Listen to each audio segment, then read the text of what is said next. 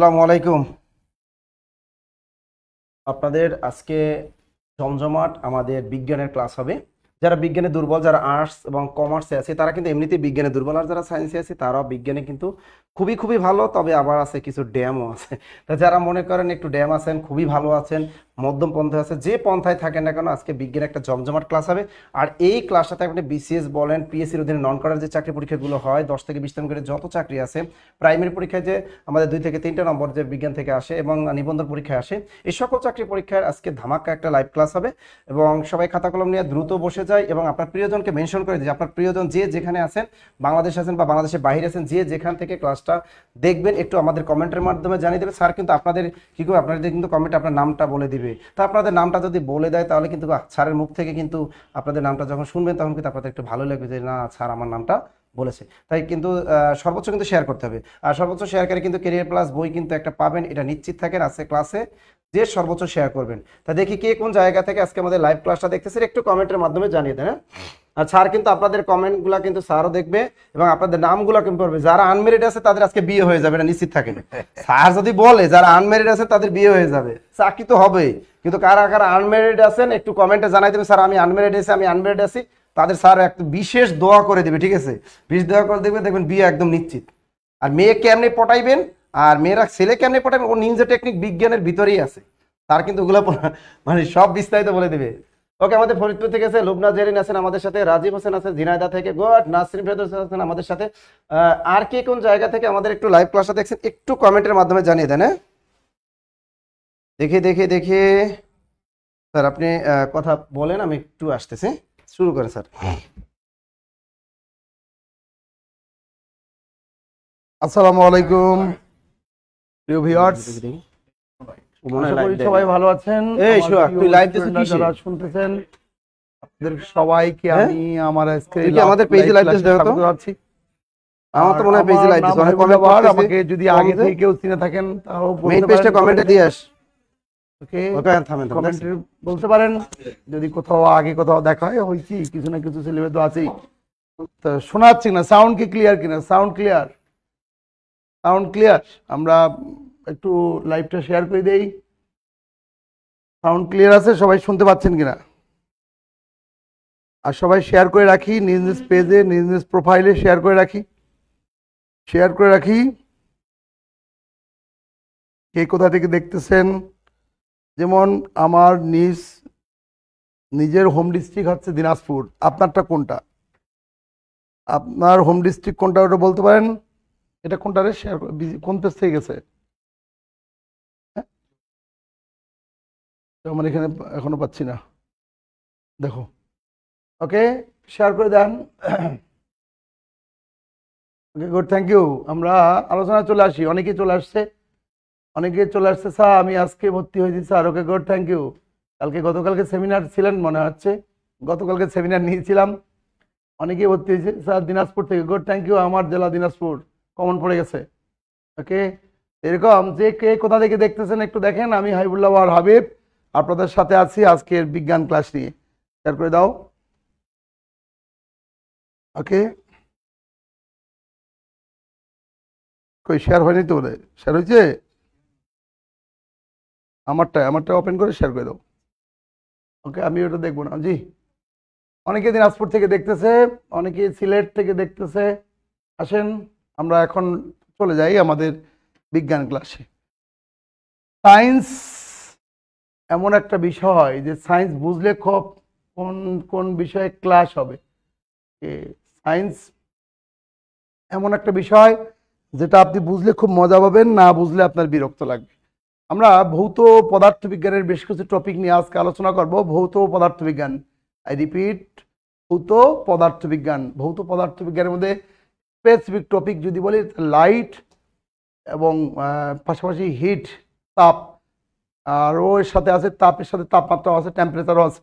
এসব নিয়ে আমাদের আজকের আলোচনার বিষয়। ওকে,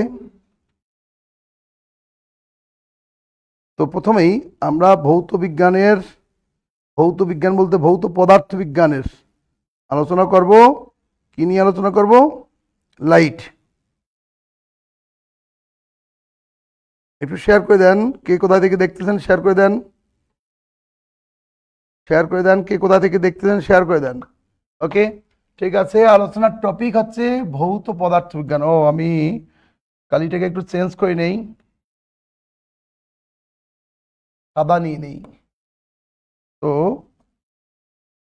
ভালো লাগবে নিশ্চিত জেনে রাখেন। একটু দেখেন, হ্যাঁ, আলো, আলোচনার বিষয় কি আলো, লাইট। লাইট থেকে আলোচনা শুরু করতে হচ্ছে। ভৌত বিজ্ঞানের একটা টপিকের নাম কি লাইট। লাইট বা আলো, আলো এক প্রকার কি শক্তি। বাট আমাদের চোখে নিজস্ব কোনো কি আলো আছে? আমাদের চোখে নিজস্ব কোনো আলো নেই। বস্তু থেকে আলো প্রতিফলিত হয় আমাদের চোখে আসলেই আমরা সে বস্তুকে দেখতে পাই। আমাদের চোখে নিজস্ব কোনো আলো আছে কি? নাই।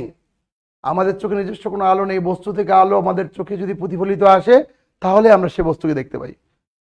তো অনেকে মনে করে হয়তো অনেক প্রাণী, নিশাচর প্রাণীগুলোর চোখে আলো আছে। নিশাচর প্রাণীগুলোর চোখে কোনো আলো নাই, তবে ওদের চোখের মধ্যে রড কোষের সংখ্যা বেশি। কোন কোষ বলছি? রড কোষ। সেল বা কোষ, এটা একটা কোষ। রড কোষের সংখ্যা বেশি থাকার কারণে সামান্য আলোতে নিশাচর প্রাণীগুলো দেখতে পাই। পরীক্ষায় প্রশ্ন আসবে, প্রাইমারি থেকে শুরু করে বিসিএস পর্যন্ত সকল জায়গায় কোশ্চেন আসতে পারে যে নিশাচর প্রাণীদের চোখে কোন কোষের সংখ্যা বেশি? কোন কোষ? রড কোষ। কোন কোষ? রড কোষ। একটু কমেন্ট করি। ওকে, নিজ নিজ এলাকার নাম শুনছি। স্যার আমি, স্যার আপনি আমার কি স্যার আমি আপনার স্টুডেন্ট দিনাজপুর থেকে দেখছি। ওকে, গুড, থ্যাংক ইউ। ওকে, আমরা বললাম নিশাচর প্রাণীগুলোর চোখে কোন কোষের সংখ্যা বেশি থাকে? কোন কোষ? রড কোষ। একটু লিখে ফেলি, কোন কোষের কথা বলছি? রড কোষ। নিশাচর প্রাণীগুলোর চোখে কোন কোষের সংখ্যা বেশি থাকে? রড কোষ। একটু কমেন্টে লেখি, কোন কোষ? রড কোষ। অনেকেই লিখছে রড কোষ। রড কোষের সংখ্যা বেশি থাকার কারণে সামান্য আলোতে এরা দেখতে পায়। এত সামান্য আলোতে আমরা দেখতে পাই না।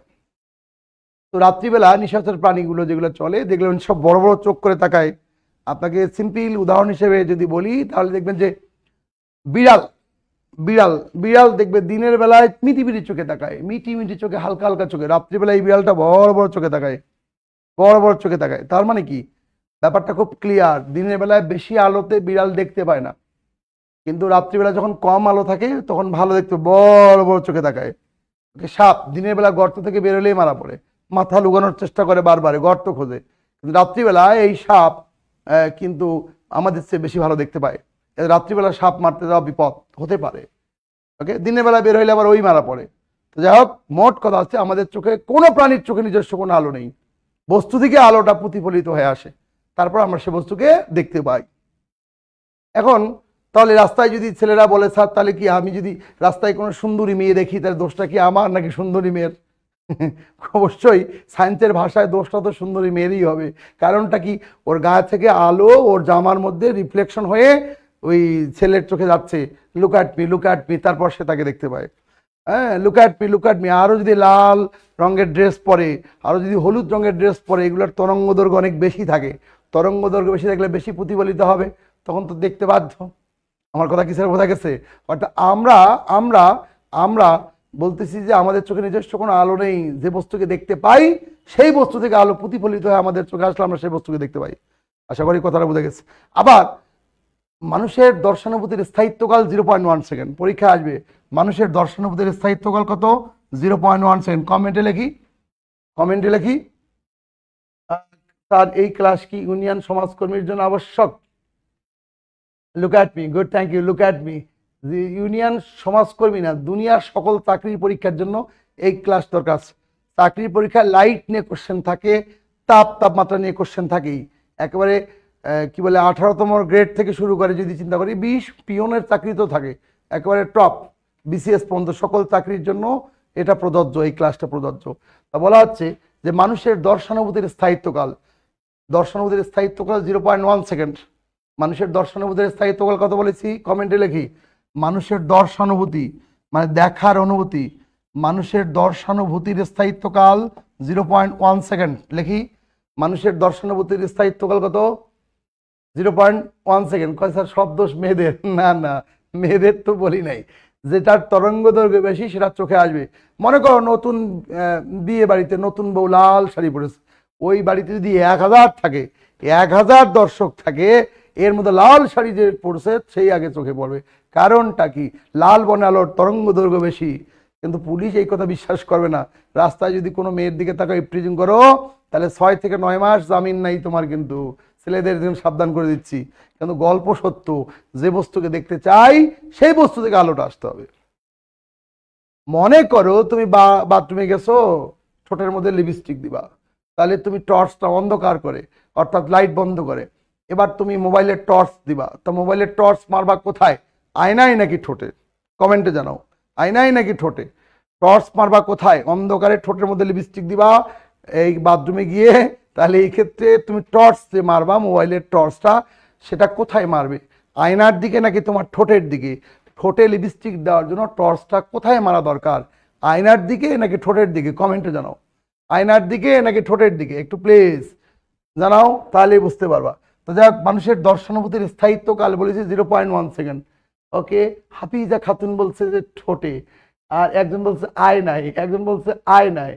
তা আয়নায় যদি তুমি মারো, আয়নায় যদি মারো, এই যে আয়নায় যদি তুমি দাও টর্চটা, তা চোখের মধ্যে লিপস্টিক দিয়ে দিবা। দেখতে চাচ্ছ যে বস্তু, সেই বস্তুতে তোমাকে লাইট দিতে হবে। মনে করো রাত্রিবেলা তুমি অন্ধকারে রাস্তা হাঁটতেছো, তার টর্চ কি চোখের মধ্যে মারো নাকি রাস্তার মধ্যে মারো? রাস্তার মধ্যে নিশ্চয় মারো। তা রাস্তার মধ্যে মারলে এই টর্চের আলো প্রতিফলিত হয় তোমার চোখে, তখন তুমি রাস্তা দেখতে পাও। দেখতে চাচ্ছ ঠোঁট, আর টর্চের আলো দিচ্ছ আয়নায়, তো আয়না দেখবা, ঠোঁট তো আর দেখবা না। আমাদের চোখে নিজস্ব কোনো আলো নেই। যে বস্তুকে দেখতে চাচ্ছ সেই বস্তু আয়নার সামনে দাঁড়িয়ে ঠোঁটের উপরে টর্চ মারতে হবে, তাহলেই ঠোঁটটা দেখা যাবে। আশা করি ব্যাপারটা বোঝা গেছে। Clear clear. তাহলে এই যে সবাই বলছে লিপে, গুড, সাবাস, থ্যাংক ইউ। তাই আমাদের দর্শনানুভূতির স্থায়িত্বকাল 0.1 সেকেন্ড আছে বিদায়। আমরা সিনেমা নাটক দেখে মজা পাই। দেখবে যে বাংলা সিনেমা দেখে নায়িকার দুঃখ দেখে এই দর্শক, মহিলা দর্শক, সেও কাঁদতেছে। নায়িকার করুণ সিন দেখে এও কাঁদতেছে। চোখের জলে মেয়েরা বুক ভাসায় ফেলতেছে। আসলে যে এটা অভিনয় করতেছে তাৎক্ষণিকভাবে ভুলে যাচ্ছে। কারণটা কি? এই যে স্ক্রিনে যে দৃশ্যটা আসে, একটা দৃশ্য চলে যায়, পরের দৃশ্য এসে হাজির হয়ে যায়, তো আগের দৃশ্যে রেশ মাথায় রয়ে যায়, এর মাঝখানে পরের দৃশ্য এসে হাজির, গভীর ধারাবাহিক মনে হয়, তখন সিনেমা নাটক দেখে কান্নাকাটি শুরু হয়ে দেয়। তাহলে মানুষের দর্শনানুভূতির স্থায়িত্বকাল বলেছি 0.1 সেকেন্ড। ইভেন ঘুমের ঘরে যেটা স্বপ্ন দেখি আমরা, সেটাও ওই 0.1 সেকেন্ডের কারণে। যদি অন্ধ ব্যক্তি হইতো, যে জন্মান্ধ, পৃথিবীর রূপ রং জীবনে দেখে নাই, মায়ের পেট থেকে পৃথিবীতে আসছে অন্ধ হয়ে, তাকে যদি তুমি জিজ্ঞাসা করো ভাই আপনি কি স্বপ্ন দেখেন, বা স্বপ্ন ব্যাপারটা কি, সে বোঝেই না। কারণ স্বপ্ন দেখতে গেলে চোখ দিয়ে পৃথিবীটাকে অবশ্যই দেখতে হবে। তাহলে তোমার প্রতি কোশ্চেন হলো আমার, বলো দেখি, জন্মান্ধ ব্যক্তি স্বপ্ন দেখে কি দেখে না? জন্মান্ধ ব্যক্তি স্বপ্ন দেখে কি দেখে না? জন্মান্ধ ব্যক্তি স্বপ্ন দেখে কি দেখে না? ওকে, জন্মান্ধ ব্যক্তি স্বপ্ন দেখে কি দেখে না? বলো দেখি, জন্মান্ধ ব্যক্তি স্বপ্ন দেখে কি দেখে না? এটা ভর্তিকৃতদের ক্লাস, উন্মুক্ত আছে পাশাপাশি সবার জন্য, আজকের জন্য। ভর্তিকৃত ছেলেপেরাও দেখতে পারবে, আবার পাবলিকও দেখতে পারবে, উন্মুক্ত ক্লাস। ওকে, সজীব খান বলে জন্মান্ধ ব্যক্তি, শাহিন খান বলছে দেখে না, কিছুই তো দেখি না। অবশ্যই দেখে, জন্মান্ধ ব্যক্তি স্বপ্ন দেখে না। এম এ সালাম, স্বপ্ন দেখতে গেলে তো আগে পৃথিবীর রূপ দেখতে হবে। এম এ সালাম, স্বপ্ন বলতেই তো সে বোঝে না কিছু, স্বপ্ন কিভাবে বুঝবে? সে তো জানেই না কোনো কিছু। জন্মান্ধ মানে কি? মায়ের পেট থেকে অন্ধ, সে আবার স্বপ্ন দেখবে কিভাবে? স্বপ্ন দেখতে গেলে পৃথিবীটা দেখতে হবে আগে। স্বপ্ন কিভাবে বুঝবে? সে তো পৃথিবী দেখে নাই, তো সে স্বপ্ন দেখবে কিভাবে? অর্থাৎ চোখ দিয়ে আমরা যা দেখি তা 0.1 সেকেন্ডের জন্য ব্রেনের মধ্যে গিয়ে ঘুরে বেড়ায়। যেটা মনে রাখার চেষ্টা করি সেটা থাকে, যেটা রাখার চেষ্টা করি না সেটা ঘুরে বেড়ায়, এলোমেলো হয়, বিক্ষিপ্ত হবে। এখন তুই বলো স্যার আমি তো ঘুমের ঘরে ঐশ্বর্যাকে দেখলাম, তো এটা কিভাবে সম্ভব? ঐশ্বর্যাকে তো কোনোদিন দেখি নাই। টেলিভিশনে দেখছো তো, বা কি বলে পত্রিকার পাতায় দেখছো তো, কোথাও না কোথাও তো দেখছোই, এই জন্য ঐশ্বর্যাকে স্বপ্নে দেখছো। চোখ দিয়ে একবার না হলে একবার দেখতেই হবে, তারপর না স্বপ্নের বক্তব্য আসে। আমার কথা কি স্যার ক্লিয়ার বোঝা গেছে? বাস, গুড, থ্যাংক ইউ। তাহলে দর্শনানুভূতির স্থায়িত্বকাল 0.1 সেকেন্ড। এটা আছে বলে একে অপরকে চিনতে পারি, এটা আছে বলেই পড়ালেখা করতে পারি, এটা আছে বলেই স্বপ্ন দেখি। চোখের ত্রুটি, এই চোখের, আমাদের চোখের দৃষ্টিটা কতদূর পর্যন্ত গেলে আমরা দেখতে পাবো? স্পষ্ট দর্শনের নিকট বিন্দু 25 সেন্টিমিটার। আই রিপিট, বলেছি স্পষ্ট দর্শন, লিখতে পারো। স্পষ্ট দর্শনের নিকট বিন্দু কত? বলছি স্পষ্ট দর্শনের নিকট বিন্দু, মানুষের স্পষ্ট দর্শনের নিকট বিন্দু, মানুষের স্পষ্ট দর্শনের নিকট বিন্দু হচ্ছে 0.25 মিটার বা 25 সেন্টিমিটার। লেখো পরের বাক্য লিখতে পারো, মানুষের স্পষ্ট দর্শনের নিকট বিন্দু হচ্ছে 25 সেন্টিমিটার বা 0.25 মিটার। ওকে, স্পষ্ট দর্শন নিকট বিন্দু কত? 25 সেন্টিমিটার বা 0.25 মিটার। আরিয়ান, মজা পাইলাম, ঘটনা সত্য এটাই, বলো। তাই মাঝে মাঝে জিএফ কে রাতে দেখি। জিএফ কে রাতে দেখো, দিনের বেলা যে দেখছো তাই, বুঝছো না কথাটা? দিনে না দেখলে রাতেও দেখবে না। তাছাড়া অনেক আগে দেখছিলাম পুরনো জিএফ, এখনো দেখতে পাই, ওই আগেরটা রেশ মাথায় রয়ে গেছে, এই জন্যই দেখতে পাও, বুঝলো না? এই নতুন আপডেট কিছু না আসা পর্যন্ত ওই উইন্ডোজ 5-এর কথাই মনে পড়ে, উইন্ডোজ 7 না আসা পর্যন্ত। উইন্ডোজ 7 যখন আসবে, উইন্ডোজ 5 এমনি অটো আপডেট হয়ে যাবে। কথা কি বোঝা গেছে? তো যাই হোক, মানুষের স্পষ্ট দর্শন নিকট বিন্দু বলছি 25 সেন্টিমিটার। কত বলছি বলো? স্পষ্ট দর্শন নিকট বিন্দু কত? 25 সেন্টিমিটার। এবং দূরবিন্দু হচ্ছে অসীম, দূরের বিন্দুটা অসীম। দূরের বিন্দু কি বলছি? অসীম। দূরের বিন্দু কি? অসীম। তাহলে অসীম কি জিনিস? তুমি যে সীমানা পর্যন্ত দেখতে পাও, তোমার দৃষ্টিসীমা যে পর্যন্ত, সেটাকে বলতেছো তুমি আকাশ। আকাশ বা স্কাই নামক যে শব্দটা আছে, এটা উড়ো শব্দ, এটার কোনো অস্তিত্ব নাই, এটার ভিজিবিলিটি নেই। ধর্মীয় দৃষ্টিতে যে স্কাই এর কথা বলা হয়, ওটা আমাদের চিন্তা চেতনার অনেক দূরে, ওই লেভেল পর্যন্ত মানুষ, সাধারণ মানুষের দূরে থাক, আইনস্টাইনও কোনোদিন চিন্তা করতে পারে নাই। সুতরাং আমরা যেটাকে আকাশ বলি, সেটা আমাদের দৃষ্টিসীমা। দেখবে হাইওয়েতে গেলে সামনে গিয়ে আকাশটা নেমে যায় চতুর্দিকে, আসলে কি আকাশটা নেমে যায়? ওই পর্যন্ত তুমি দেখতে পাও, ওইটাই তোমার দৃষ্টিসীমা। অর্থাৎ তোমার আকাশ আমার আকাশ ভিন্ন। পরীক্ষার কোশ্চেনটা এমন যে স্পষ্ট দর্শনের নিকট বিন্দু কত? বলবা 25 সেন্টিমিটার। আর দূরবিন্দুটা কত বলছে? অসীম। লিখে বলো, স্পষ্ট দর্শনের নিকট বিন্দু কত? 25 সেন্টিমিটার। দূরবিন্দু কত? অসীম। দূরবিন্দু কি? অসীম। বলো বলো, দূরবিন্দু কি? অসীম। দ্রুত বলো। স্পষ্ট দর্শনের নিকট বিন্দু হচ্ছে 25 সেন্টিমিটার, আর দূরবিন্দু কি বলেছি বল? অসীম। আবার চোখে কোনো কিছু দেখতে গেলে চোখের ত্রুটি হয়। এই চোখের ত্রুটি প্রধানত দুই প্রকার। চোখের ত্রুটি প্রধানত কয় প্রকার বলছি? দুই প্রকার। কিছু লোক আছে কাছের জিনিস দেখতে পায় না, কিছু লোক আছে দূরের জিনিস দেখতে পায় না। তো মনে করো তোমরা যারা স্টুডেন্ট, কাছেরটা দেখতে পাও না, কাছেরটা দেখতে পাও না, তো তোমাদের চোখের ত্রুটির নাম কি? মনে করো একজনকার নাম বলি, যেমন এই যে একজন লেডিস, রুকসানা আক্তার। রুকসানা আক্তার চশমা পরে কে? চশমা পরে কে? চশমা পরে কে? তার কথা বলি। তোমাদের মধ্যে চশমা পরো কে? তোকে চশমা দাও কে? নাম বলো। চশমা আমি কমেন্ট হিসাবে, কমেন্ট থেকে একজন কার নাম নিব। তোমার আকাশ আমার আকাশ ভিন্ন, ঠিক বলছো ইয়াদুল ইসলাম। ওকে, চশমা পরে কে? চশমা পরে কে? একজন মেয়েদের মধ্যে থেকে একজন বলো চশমা পরো কে? চশমা পরো কে? মেয়েদের মধ্যে থেকে একজন বলো চশমা পরো কে? সত্যি বলবা। মেয়েদের মধ্যে থেকে বলো চশমা পরো কে?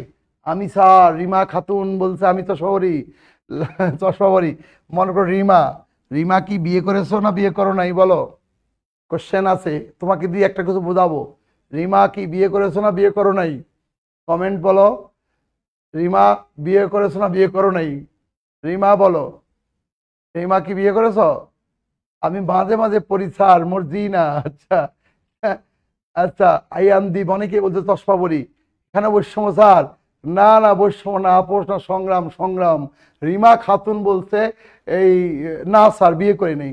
তো রিমা বিয়ে করে নেই, তো রিমা দেখো একটা কিছু বোঝাচ্ছি, হ্যাঁ একটু ভাবনার জন্য মাঝে পড়ি। রিমার সমস্যা হচ্ছে রিমা এ নামক বস্তুটাকে দেখতে পায়, বি নামক বস্তুটাকে দেখতে পায় না। তো রিমার চোখের ত্রুটির নাম কি হবে? ক্ষীণদৃষ্টি নাকি দূরদৃষ্টি? বলো দেখি। রিমা কাছের বস্তু দেখতে পায়, দূরের বস্তু দেখতে পায় না। তা রিমার চোখের ত্রুটির নাম কি? ক্ষীণদৃষ্টি নাকি দূরদৃষ্টি? Comment please. ক্ষীণ নাকি দূর? রিমার চোখের ত্রুটির নাম কি? কাছেরটা দেখতে পায়, দূরেরটা দেখতে পায় না, কি নাম হবে? বলো দেখি। রিমার চোখের ত্রুটির নাম কি? ক্ষীণদৃষ্টি নাকি দূরদৃষ্টি? বলো বলো, ক্ষীণদৃষ্টি নাকি দূরদৃষ্টি? রিমার চোখের ত্রুটির নাম কি? ক্ষীণদৃষ্টি নাকি দূরদৃষ্টি? বলো, কাছেরটা দেখতে পায়, দূরেরটা দেখতে পায় না। Anyone can comment. আসলাম বলছে ক্ষীণদৃষ্টি, ইয়াসিন আক্তার শাহবাগ বলছে ক্ষীণদৃষ্টি, বলছে ক্ষীণদৃষ্টি, ক্ষীণদৃষ্টি। এই সুমন সমীর বলছে দূরদৃষ্টি। নো, দিস ইজ ক্ষীণদৃষ্টি বা হ্রস্বদৃষ্টি। মনে রাখতে হবে, দূরের বস্তু তো রিমা দেখতেই পায় না, তো ওর নাম দূরদৃষ্টি হবে কিভাবে? রিমা তো কাছেরটা দেখতে পায়, তা রিমা হচ্ছে ক্ষীণদৃষ্টি সম্পন্ন ব্যক্তি। হ্যালো, রিমা কি দৃষ্টি সম্পন্ন বলেছে? ক্ষীণ দৃষ্টি সম্পন্ন ব্যক্তি। ও কাছেরটা দেখতে পায়, দূরেটা দেখতে পায় না। রিমা যখন বিয়ে করে নেয়, ওর জামাই একটা ধরে নেই মনে মনে, মনে করে রিমার জামাইয়ের নাম মফিজ। রিমা কি আপত্তি হচ্ছে নাম মফিজ হইলে? আর মফিজ বিসিএস ক্যাডার, তাহলে তো বিয়ে করতে রাজি আছো নাকি? হ্যাঁ, বিয়ে করবে ও, কারণটা কি? বিয়ে করবে, দরকার পরবর্তীকালে বিশেষ করে জামাইয়ের নাম চেঞ্জ করে নেবা, আপডেট করে নিবা, মপস নাকি, মফিস থেকে মপস, কিন্তু বিশেষ করার পরে আর কই বাবা। তো যাই হোক, এই মফিসের সমস্যা হচ্ছে মফিস এ দেখতে পায় না কিন্তু বি দেখতে পায়, তাহলে মফিসের ত্রুটির নাম কি? দূরদৃষ্টি। মনে রাখতে হবে, কাছের বস্তু দেখতে পায়, নাম কি? ক্ষীণদৃষ্টি। আর এই মফিস, রিমার জামাই মফিস, ও দেখতে পায় দূরেরটা, তাই ওর নাম কি? দূরদৃষ্টি। এখন রিমা মফিসের কাছে যখনই যায় তখন এই মফিস রিমাকে বলে, এই দূরে গিয়ে দাঁড়াও, ভালোবেসে বলে, কারণ কাছে গেলে তো দেখবে না কোনটা রিমা আর কোনটা সগিনা, এই জন্য বলে এই দূরে গিয়ে দাঁড়াও। মনের দুঃখে রিমা মনে করলো বিয়ে করে লাভ কি, জামাইয়ের কাছে যেতে পারি না, তখন সে তার জামাইকে একটা চশমা কিনে দিয়েছে, সেই চশমার লেন্সের নাম উত্তল লেন্স। কোন লেন্স? উত্তল লেন্স। এই উত্তল লেন্স করবি কি, এইবার রিমা কাছে গেলে সেখান থেকে একটা দূরে তার প্রতিবিম্ব নিয়ে যাবে, এই মনে করে এ নামক বস্তুটাকে দূরে নিয়ে গেছে, নিয়ে তাকে দেখতে সহায়তা করবে। অর্থাৎ তবু তুই দেখ, দেখা উদ্ধার কর, আমি তোমার বউ, বোঝো নাই? চশমা দিছে মফিসকে, চশমার উত্তর লেন্স কাছের বস্তুটাকে দূরে নিয়ে যায়, একটা প্রতিমা তৈরি করে তাকে দেখতে সহায়তা করতেছে। ওকে, উল্টা গল্প, রিমার সমস্যা কি? রিমা কাছে দেখতে পায়, দূরে দেখতে পায় না, তাহলে ওর জামাই তো দূরে দেখতে, ওর জামাই দূরে গেলেই তো ওর জন্য সমস্যা, এই জন্য সে তার জামাইকে সবসময় কাছাকাছি রাখতে চায়, কিন্তু জামাইয়ের তো আর বউর সেবায় কাম না, আরো কাম আছে। তাই এই রিমাকে চশমা কিনে দিয়েছে, চশমার নাম অবতল লেন্স। অর্থাৎ এই রিমা জামাই এবার দূরে থাকলেও রিমার চোখের কাছাকাছি চলে আসবে। আমার বক্তব্য হচ্ছে এটার নাম কি? অবতল লেন্স। অর্থাৎ চশমা ছাড়া তুমি যেই জায়গায় দেখতে পাও, চশমা দিয়েও তুমি ওই জায়গায় দেখতে পাও, কিন্তু চশমা ছাড়াই বস্তুটাকে কাছে নিয়ে আসতে হইতো অথবা দূরে সরাইতে হইতো। এই কাছে নিয়ে আসা বা দূরে সরানোর কাজটা কে করে? চশমা। কথা কি স্যার বোঝা গেছে? তাহলে চোখের ত্রুটি প্রধানত দুই প্রকার, একটা হচ্ছে ক্ষীণদৃষ্টি, একটা দূরদৃষ্টি।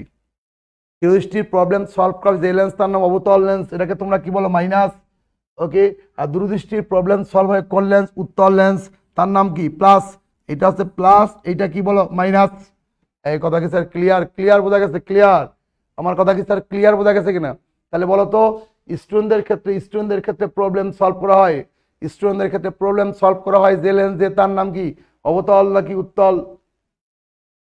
তার মফিজ আল্লাহর নাম, এটা দিয়ে উদাহরণ ঠিক নয়, এটা কোনো কথা হইলো ভাই? আল্লাহর নাম তো সবকিছু আছে, অনেক, এটা জাস্ট একটা কথার কথা পড়ার জন্য। তো মফিজ আল্লাহর নাম, কোনটা আল্লাহর নাম নয়? অনেক কিছুই আল্লাহর নাম আছে, সবকিছুকে এরকম করে টানা যাবে না, ক্লাসে ডিস্টার্ব হবে। হ্যাঁ, এটা একটা জাস্ট এক্সাম্পল, এটা একটা এক্সাম্পল বোঝানোর জন্য। একজন মানুষের নাম ধরে তো এক্সাম্পলটা দিতে হবে, তাহলে কি নাম ধরলে তুমি খুশি হবা বলো? তোমার বয়ফ্রেন্ডের নাম কি বা তোমার জামাইয়ের নাম কি, ওটা ধরে দিচ্ছি, অসুবিধা নাই। মফিজ তো মানুষের নাম, আল্লাহর নাম রাখছে, আল্লাহর নাম রাখলে কি হয়েছে? মানুষের নাম রাখছে না। ওকে, তাহলে প্লিজ খেয়াল করো, আমার কথা কি বোঝা গেছে কিনা? আমার কথাটা কি ক্লিয়ার বোঝা গেছে? ক্লিয়ার? ক্লিয়ার? ওকে, আমার কথা কি বোঝা গেছে ভাই? তাহলে বলো, চোখের ত্রুটি প্রধানত কয় প্রকার বলছি? কয় প্রকার? চোখের ত্রুটি প্রধানত কয় প্রকার? দুই প্রকার, একটা হচ্ছে ক্ষীণদৃষ্টি আর একটা কি দূরদৃষ্টি। ক্ষীণদৃষ্টির প্রবলেম সলভ করবে কোন লেন্স? অবতল লেন্স। দূরদৃষ্টির প্রবলেম সলভ হবে কোন লেন্স? উত্তল লেন্স। বুঝো নাই? এই ক্ষীণদৃষ্টির আরেক নাম যদি বলি মায়োপিয়া, কি বলা হয়? মায়োপিয়া। আর দূরদৃষ্টির অপর নাম হচ্ছে হাইপারমেট্রোপিয়া। বলো কি বলছি বলো? হাইপারমেট্রোপিয়া। হাইপারমেট্রোপিয়া।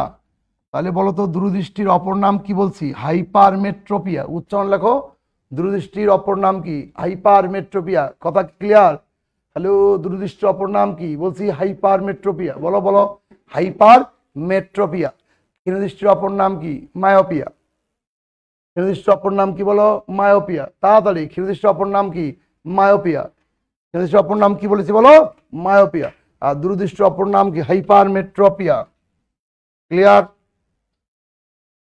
ওকে, তাহলে এতক্ষণ পর্যন্ত যা পড়েছি তার একবার আরেক পলকে বলে দিই। আলো এক প্রকার কি? শক্তি। আলো এক প্রকার শক্তি, যা আমাদের চোখে প্রবেশ করে দেখার অনুভূতি জাগায়। আমাদের চোখে নিজস্ব কোনো আলো নেই। 2 নম্বর বাক্যে বলছি, আমাদের চোখে নিজস্ব কোনো আলো নেই, বস্তু থেকে আলো প্রতিফলিত হয়ে আমাদের চোখে আসলে আমরা সে বস্তুকে কি দেখতে পাই। কথা কি স্যার ক্লিয়ার বোঝা গেছে? ওকে, বলছি মানুষের দর্শনানুভূতির স্থায়িত্বকাল কত? 0.1 সেকেন্ড। এবার বলছি চোখের ত্রুটি প্রধানত 2 প্রকার, একটা হচ্ছে ও না, তার আগে বলি স্পষ্ট দর্শন নিকট বিন্দু 25 সেন্টিমিটার এবং দূরবিন্দু কি অসীম। পরীক্ষা আসবে প্রাইমারি থেকে শুরু করে বিসিএস নিবন্ধন সব জায়গায় আসে। ওকে, যে কি বলে স্পষ্ট দর্শনের নিকট বিন্দু কত 25 সেন্টিমিটার আর দূরবিন্দু কত অসীম। দূরবিন্দু কত অসীম। আবার বলছি চোখের ত্রুটি প্রধানত কয় প্রকার? চোখের ত্রুটি কয় প্রকার? 2 প্রকার। একটা হচ্ছে ক্ষীণদৃষ্টি বা মায়োপিয়া, আর একটা দূরদৃষ্টি বা হাইপার মেট্রোপিয়া।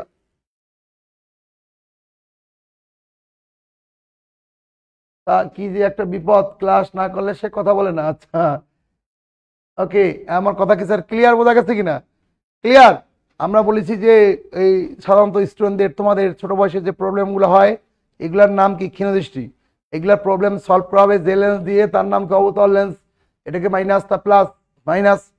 আর বয়স হয়ে গেলে সাধারণত এরকম হয়, ওই যে ওর জামাই মফিজের কি বলে তো অনেক বয়স, 69 বছর বয়স, তো দেখা যাচ্ছে যে এইভাবে বই পড়ে, এইভাবে বয়স হয়ে গেলে সাধারণত এরকম হয়। এই ধরনের ত্রুটিকে বলা হয় কি? এই ধরনের ত্রুটিকে বলা হয় দূরদৃষ্টি বা কি হাইপার মেট্রোপিয়া। কথা কি স্যার ক্লিয়ার? ব্যাস ক্লিয়ার। নেক্সট। এতক্ষণ যা বলছি সবাই যদি বুঝে থাকো একবার লেখে বলো কমেন্টে আলহামদুলিল্লাহ বুঝে গেছি।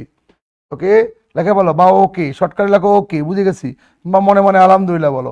নেক্সট চলে। আবার পরীক্ষায় আসে বিভিন্ন আলোকিক ঘটনা আছে, হ্যান হয় কেন, ত্যান হয় কেন, এগুলার ব্যাখ্যা বলবে কি? নৌকার বৈঠা পানিতে বলে বাঁকা দেখা যায় কেন? নৌকার বৈঠা পানিতে বলে বাঁকা দেখা যায় কেন? এরকম আকাশ কেন নীল, সূর্যাস্তের সময় সূর্য কেন লাল, সূর্যোদয়ের সময় সূর্য কেন লাল, এরকম হ্যান হয় কেন, ত্যান হয় কেন, একটা কিছু ব্যাখ্যা ফরম্যাট দিয়ে দেই, ওর মধ্যে ঢুকাবা হয়ে যাবে। হিডিং দাও আলো সংক্রান্ত ব্যাখ্যা বলি। আলো সংক্রান্ত ব্যাখ্যা আমাদের হিডিং কি? এবার আলো সংক্রান্ত ব্যাখ্যা। বলো কি বলছি বলো, লেখো কি আমাদের আলোচনার টপিক কি? লিখতে পারছো? আলো সংক্রান্ত ব্যাখ্যা। আলো সংক্রান্ত ব্যাখ্যা। আলো সংক্রান্ত ব্যাখ্যা। টপিক কি বলো? আলো সংক্রান্ত ব্যাখ্যা। কি লেখছি রে? আলো সংক্রান্ত ব্যাখ্যা লেখছি ভাই, লেখছি। কি লেখছি বলো? প্রশ্ন আমাদের টপিক কি? আলোচনার টপিক কি? আলো সংক্রান্ত ব্যাখ্যা। ওকে, আলো সংক্রান্ত ব্যাখ্যা। Good good. আলো সংক্রান্ত স্যারের ক্লাস সাধারণ। Good, thank you. যারা আমাকে চেনো না তারা তারা ইনশাল্লাহ চিনাবা, লাভ এট ফার্স্ট সাইট হয়ে যাবে। যারা পুরনো আগে থেকে আমাকে চেনো এক্ষেত্রে তো লাভ আছেই, ভালোবাসায় ভরপুর। যারা নতুন তাদের জন্য আর কি ইনশাল্লাহ লাভ এট ফার্স্ট সাইট। আলো সংক্রান্ত ব্যাখ্যার এক নম্বর বাক্য মনে রাখবা, দুনিয়ার যত ব্যাখ্যা আছে এই কয়টা ব্যাখ্যা দিয়ে মিলে যাবে। লিখতে পারো এক নম্বর ব্যাখ্যা, যে কোনো বস্তুকে লেখো, কোনো বস্তুকে বড় ছোট উঁচু নিচু আঁকা বাঁকা, 6টা শব্দ, বড় ছোট উঁচু নিচু আঁকা বাঁকা দেখা যায় আলোর প্রতিসরণের জন্য।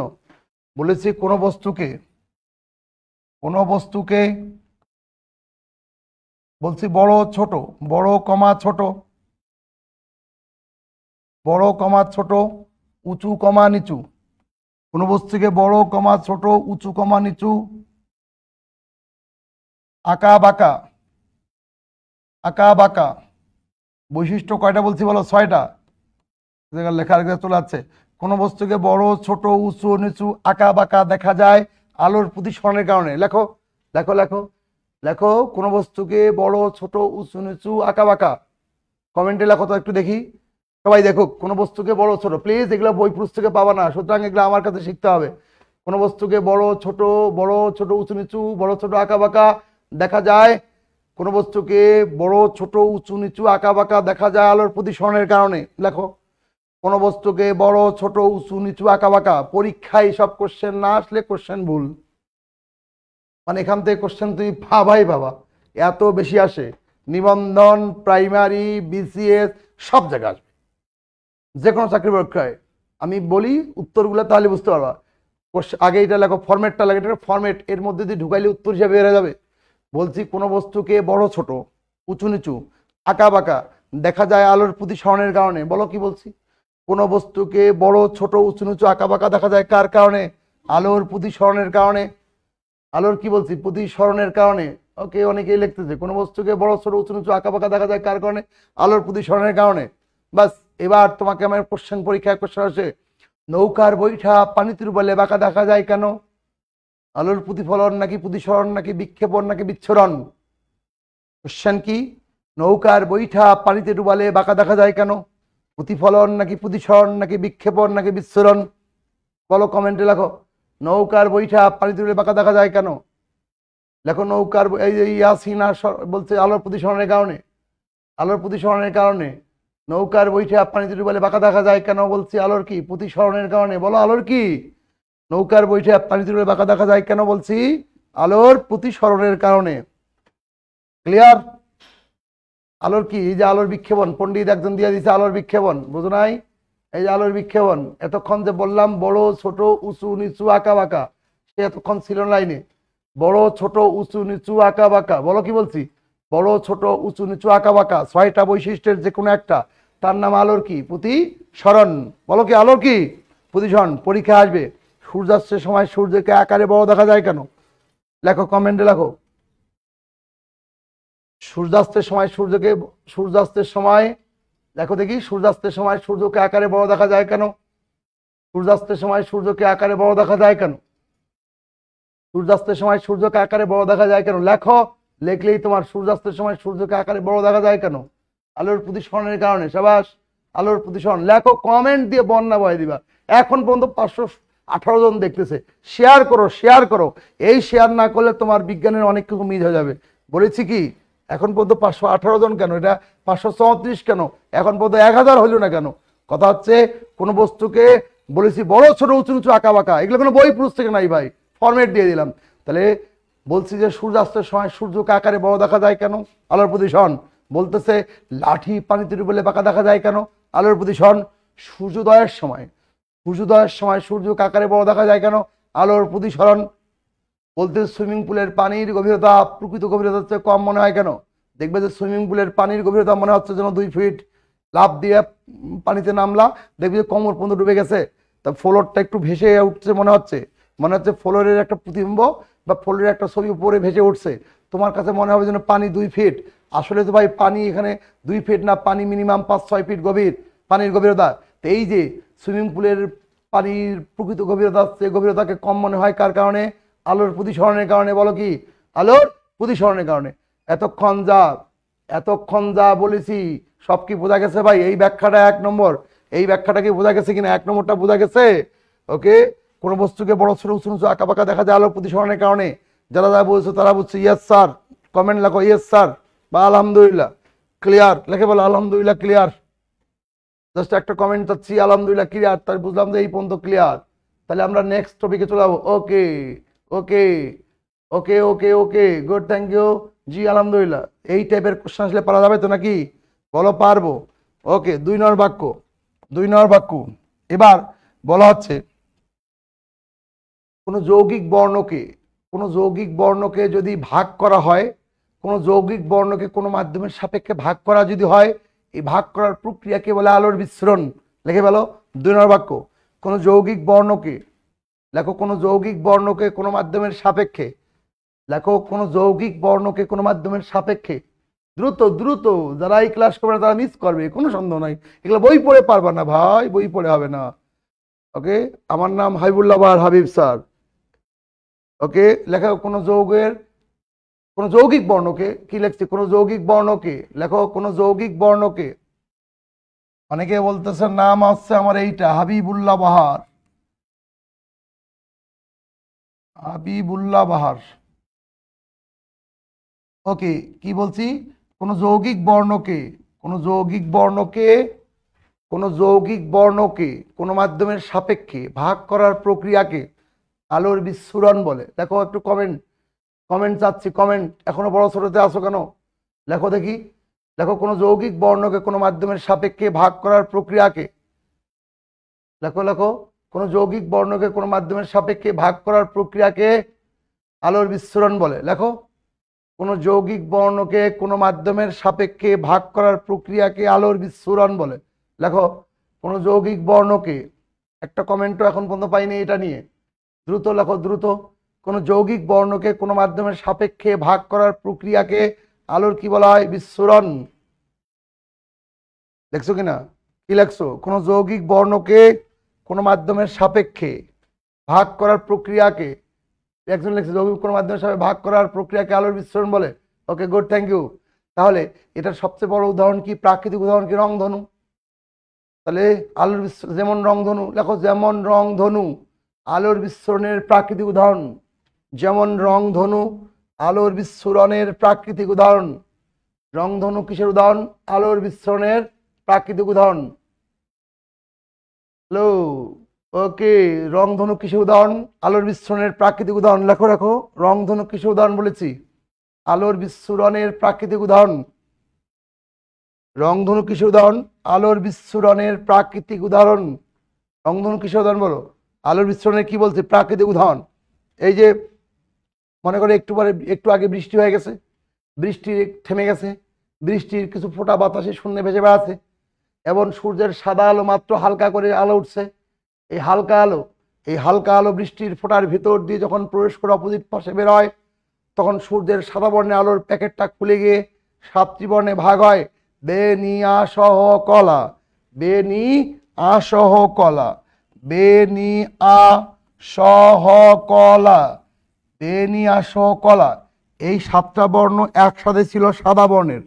এই সাদা বর্ণটা বৃষ্টির ফোঁটার ভিতরে ঢুকে এরকম 7টি বর্ণে ভাগ হয়ে গেছে।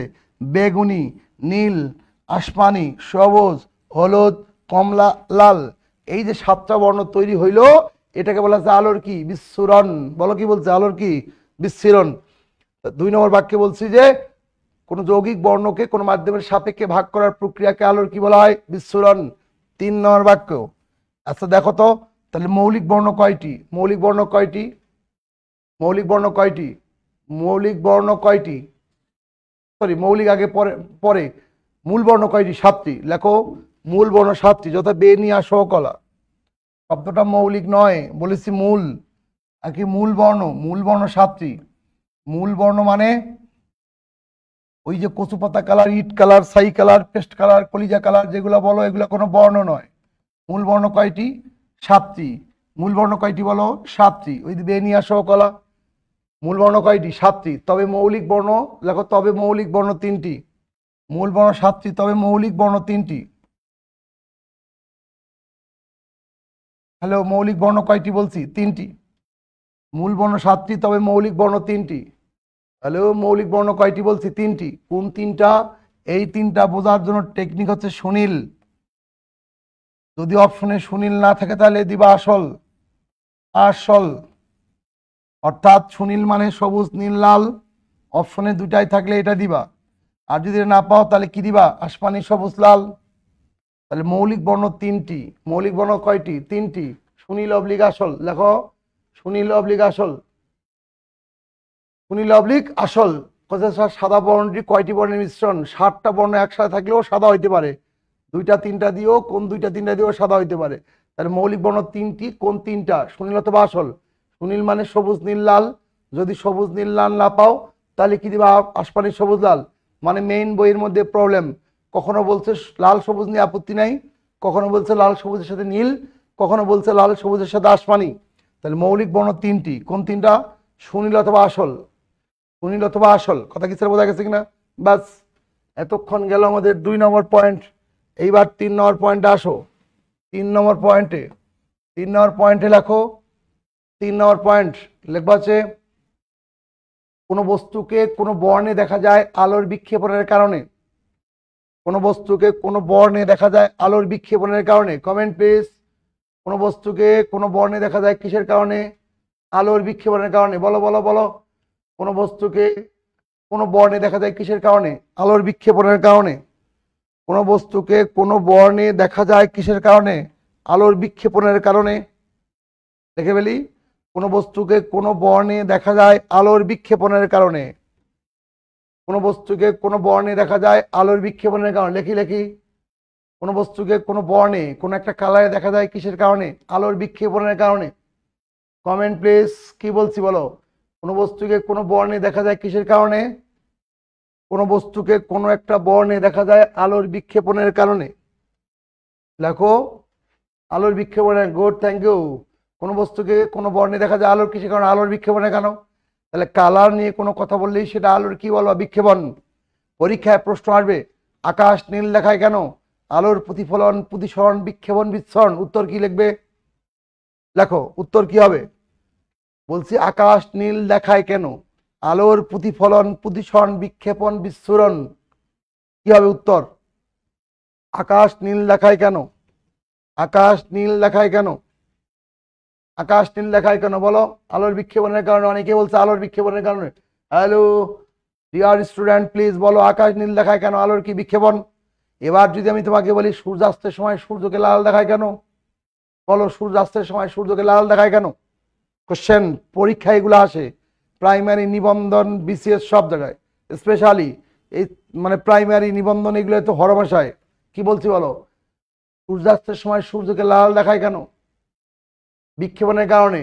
এইবার বলছি সূর্যাস্তের সময় সূর্যকে আকারে বড় দেখায় কেন? এবার বলছি সূর্যাস্তের সময় সূর্যকে আকারে বড় দেখায় কেন?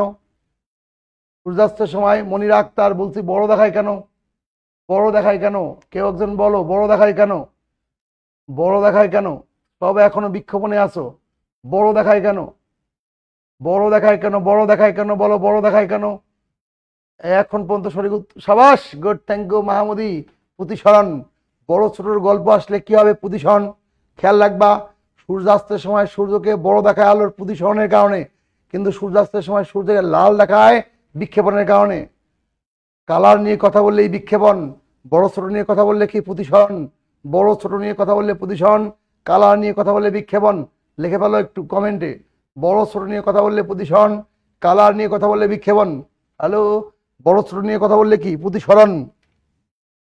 বড় ছোট নিয়ে কথা বললে কি? প্রতিসরণ। লেখো বড় ছোট সমান প্রতিসরণ।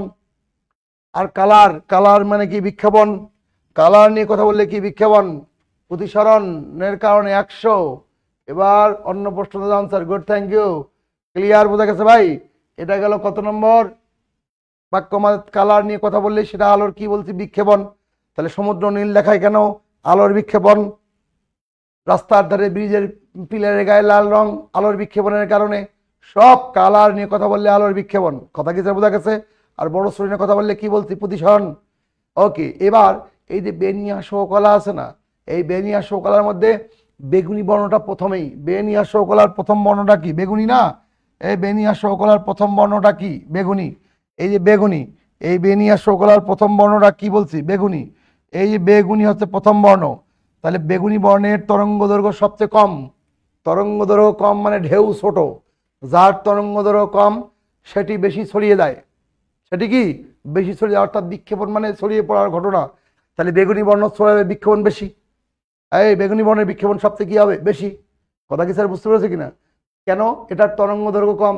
লিখতে পারো পরের বাক্য, লেখো বেগুনি বর্ণের বিক্ষেপণ সবচেয়ে বেশি, কেননা ইহার তরঙ্গ দৈর্ঘ্য কম। মানে দূর থেকে তাকালে বেগুনি বর্ণকে দেখাই যাবে না, এটা প্রকৃতির সাথে মিশিয়ে যাবে, কারণ বিক্ষেপণটা কি? বেশি। তরঙ্গ দৈর্ঘ্য কম মানে কি? ঢেউ ছোট, সহজে ছড়িয়ে যাবে। তাহলে কি লিখছি বলো? বেগুনি বর্ণের বিক্ষেপণ কি? বেগুনি বর্ণের বিক্ষেপণ বেশি, কেননা ইহার তরঙ্গ দৈর্ঘ্য সবচেয়ে কম। Comment please. বেগুনির বিক্ষেপণ বেশি কেন? তরঙ্গ দৈর্ঘ্য কম, এই জন্য বিক্ষেপণ কি? বেশি। তরঙ্গ দৈর্ঘ্য কম, এই জন্য বিক্ষেপণ কি? বেশি। উল্টা গল্প। উল্টা গল্প যদি বলে লাল বর্ণ, লাল বর্ণের বিক্ষেপণ কি? কম।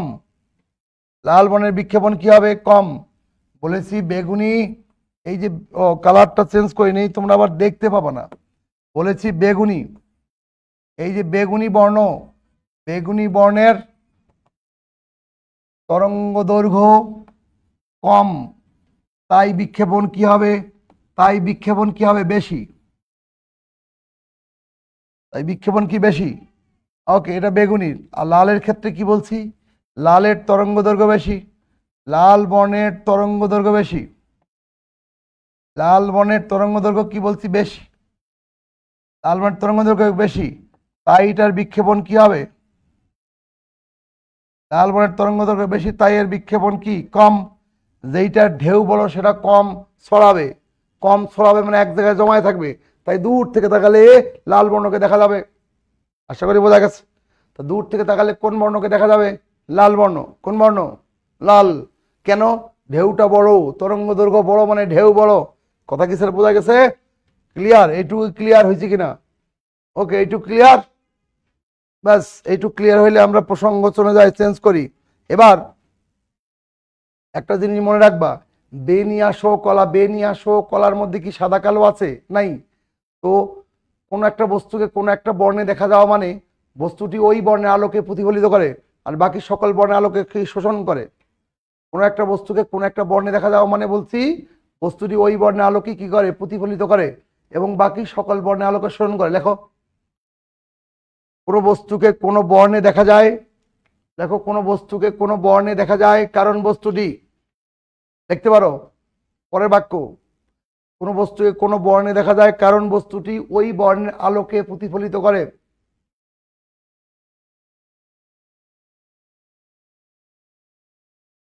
বলেছি কোনো বস্তুকে কোনো বর্ণে দেখা যায় কারণ বস্তুটি ওই বর্ণের আলোকে প্রতিফলিত করে এবং বাকি সকল বর্ণের আলোকে শোষণ করে। কোনো বস্তুকে কোনো বর্ণে দেখা যায় কারণ বস্তুটি ওই বর্ণের আলোকে প্রতিফলিত করে এবং বাকি সকল বর্ণের আলোকে কি করে? শোষণ করে। ক্লিয়ার? ক্লিয়ার? এটুকু লেখা হয়েছে কিনা? কোনো বস্তুকে কোনো বর্ণে দেখা যায় কারণ বস্তুটি ওই বর্ণের আলোকে প্রতিফলিত করে, রিফ্লেক্ট করে এবং বাকি সকল বর্ণের আলো কি করে? শোষণ করে। ওকে, একদম। আলোর বিক্ষেপণটা কি? বহুবার বলছি এতক্ষণ থেকে, আলোর বিক্ষেপণ হচ্ছে কোনো বস্তুর মধ্যে আলোকরশ্মি পড়ে তাহলে বস্তুর কণার সময় আলোকরশ্মি বিভিন্ন দিকে ছড়িয়ে দেয়। আলোকরশ্মির এই বিভিন্ন দিকে ছড়িয়ে পড়ার যে ঘটনা, এটা হচ্ছে আলোর কি? বিক্ষেপণ। কালার নিয়ে কোনো কথা বললেই তার নাম আলোর কি? বিক্ষেপণ বলছি। কালার নিয়ে কোনো কথা বললেই সেটা আলোর কি? বিক্ষেপণ বলবা। আর বড় ছোট উঁচু নিচু হলে তার নাম কি? প্রতিসরণ বলবা। ক্লিয়ার? ব্যাস। এবার বলছি কোনো বস্তুকে কোনো বর্ণে দেখা যায় কারণ বস্তুটি ওই বর্ণ আলোকে প্রতিফলিত করে, বাকি সকল বর্ণ কি করে? শোষণ করে। ক্লিয়ার? বলছি ক্লিয়ার? ও বাস। দেখো কিন্তু, দেখো কিন্তু সাদা বর্ণের ক্ষেত্রে, দেখো কিন্তু সাদা বর্ণের ক্ষেত্রে সকল বর্ণের আলোকে শোষণ করে, কিন্তু সাদা বর্ণের ক্ষেত্রে সকল বর্ণের আলোকে শোষণ করে, কিন্তু সাদা বর্ণের ক্ষেত্রে সকল বর্ণের আলোকে কি করে? শোষণ করে। সাদা বর্ণের ক্ষেত্রে সকল বর্ণের আলোকে কি করে? শোষণ করে। লেখো লেখো লেখো, সাদা বর্ণের ক্ষেত্রে সকল বর্ণের আলোকে কি করে? শোষণ করে এবং কালো বর্ণের ক্ষেত্রে সকল বর্ণের আলোকে কি, সরি উল্টা বলছি, সরি সরি একটু অ্যাবসেন্ট মানছিলাম। সাদা বর্ণের আলোকে সকল বর্ণের আলোকে প্রতিফলিত করে এবং কালো বর্ণের ক্ষেত্রে সকল বর্ণের আলোকে শোষণ করে। ক্লিয়ার? কি বলছি? সাদা বর্ণের ক্ষেত্রে সকল বর্ণের আলোকে প্রতিফলিত করে এবং কালো বর্ণের ক্ষেত্রে সকল বর্ণের আলোকে শোষণ করে। মনে রাখবা, বেনি আসো কলার মধ্যে সাদা কালো আছে? নাই। তো এগুলো মূল বর্ণ নয়। সাদা বর্ণ কাকে বলে? সকল বর্ণ আলোকে প্রতিফলিত করে। কালো বর্ণ কাকে বলে? সকল বর্ণ আলোকে কি করে? শোষণ করে। কালো মানেই কোনো বর্ণ নাই প্রতিফলিত হওয়ার মতন, তাই সেটা কালো দেখায়। পরীক্ষায় আসে নীল কাঁচের ভেতর দিয়ে হলুদ ফুলকে কালো দেখায় কেন? কারণ কাঁচের নীল বর্ণ এবং ফুলের হলুদ বর্ণ একটিকে অপরটি শোষণ করে ফেলে। কোনো বর্ণেই প্রতিফলিত হওয়ার মতন অবশিষ্ট থাকে না, বিদায় হলুদ ফুলকে কি দেখায়? কালো দেখায়। কালো বর্ণের ক্ষেত্রে সকল বর্ণের আলোকে শোষণ করে, সাদা বর্ণের সকল বর্ণকে প্রতিফলন করে, প্রতিসরণ না রে, প্রতিফলন করে। ক্লিয়ার কিনা? ক্লিয়ার? ব্যাস এইটুকু ক্লিয়ার কিনা? জি, গেল। এবার আমরা এইগুলোর থেকে বেরোই, কালারের মধ্যে থেকে বাইর হই। এবার দেখবা যে পাহাড়ি রাস্তা, পরীক্ষা আসে পাহাড়ি রাস্তা, এই পাহাড়ি রাস্তার মধ্যে এই পাশ থেকে রাস্তা আসতেছে, এই পাশে রাস্তা, তো এই পাশে যে গাড়িটা আসবে, এই পাশে যে গাড়িটা আসবে, এই গাড়িটা এরা একে অপরকে তো দেখতে পায় না। দেখতে পায়? দেখতে পায় না। তা দেখতে না পাইলে তো অ্যাক্সিডেন্ট করবে মুখোমুখি। এখানে পাহাড় আছে, তাহলে অ্যাক্সিডেন্ট করবে, তাহলে কি করতে হবে? এইখানে একটা আয়না বসাতে হবে। আয়না, এর নাম সমতল দর্পণ। তাহলে পাহাড়ি রাস্তার বাঁকে কি বসানো থাকে? পাহাড়ি রাস্তার বাঁকে সমতল দর্পণ বসানো থাকে, যেন উভয় পাশের ড্রাইভার একে অপরকে দেখতে পারে। নেক্সট বাক্য লেখো, পরীক্ষায় প্রচুর আসে। ওকে, নিবন্ধন থেকে প্রাইমারি থেকে শুরু করে বিসিএস সব জায়গায় আসে যে পাহাড়ি রাস্তার বাঁকে কোন ধরনের দর্পণ ব্যবহার করা হয়। তাহলে পাহাড়ি রাস্তার বাঁকে সমতল দর্পণ ব্যবহার করা হয়। কোন দর্পণ? সমতল দর্পণ, যেন এই দুই পাশ থেকে আসা ড্রাইভারগণ একে অপরকে দেখতে পারে। লেখো তো, লেখো এটা, লেখো এটা, প্রশ্নটা লেখো। পাহাড়ি রাস্তার বাঁকে কোন ধরনের দর্পণ ব্যবহার করা হয়? পাহাড়ি রাস্তার বাঁকে, ওকে, পাহাড়ি রাস্তার বাঁকে পেরিস্কোপে আলোর কোন ঘটনা ঘটে? কি কথা? প্রতিফলন। ওকে, এখন যেটা প্রশ্ন আসে সেখানে আসো, যখন যা পড়াচ্ছি সেটা অটোমেটিক পেরিস্কোপ চলে আসবে। ওকে, বাংলা পড়ার সময় ভাবে ইংলিশ পারে না, ইংলিশ ভাষার গণিত পারে না, তো একটাও হবে না। পাহাড়ি রাস্তার বাঁকে কোন ধরনের দর্পণ ব্যবহার করা হয় বলো? সমতল দর্পণ, মনে থাকবে কি না? পাহাড়ি রাস্তার বাঁকে। এবার ওই যে ও বলতে পেরিস্কোপ, ওরটা আগে বলি, ওর মধ্যে পেরিস্কোপ নিয়ে খুঁজখুঁজি বেশি। পেরিস্কোপটা কি জিনিস? এই যে একটা, মনে করো একটা বাঁশ বা খুঁটি, এটার উপরে একটা 45 ডিগ্রি অ্যাঙ্গেলে সমতল দর্পণ লাগানো হয়েছে, ওইটার বিপরীত পার্শ্বে, ওই 45-এর বিপরীত পার্শ্বে আর একটা সমতল দর্পণ লাগানো হয়েছে 45।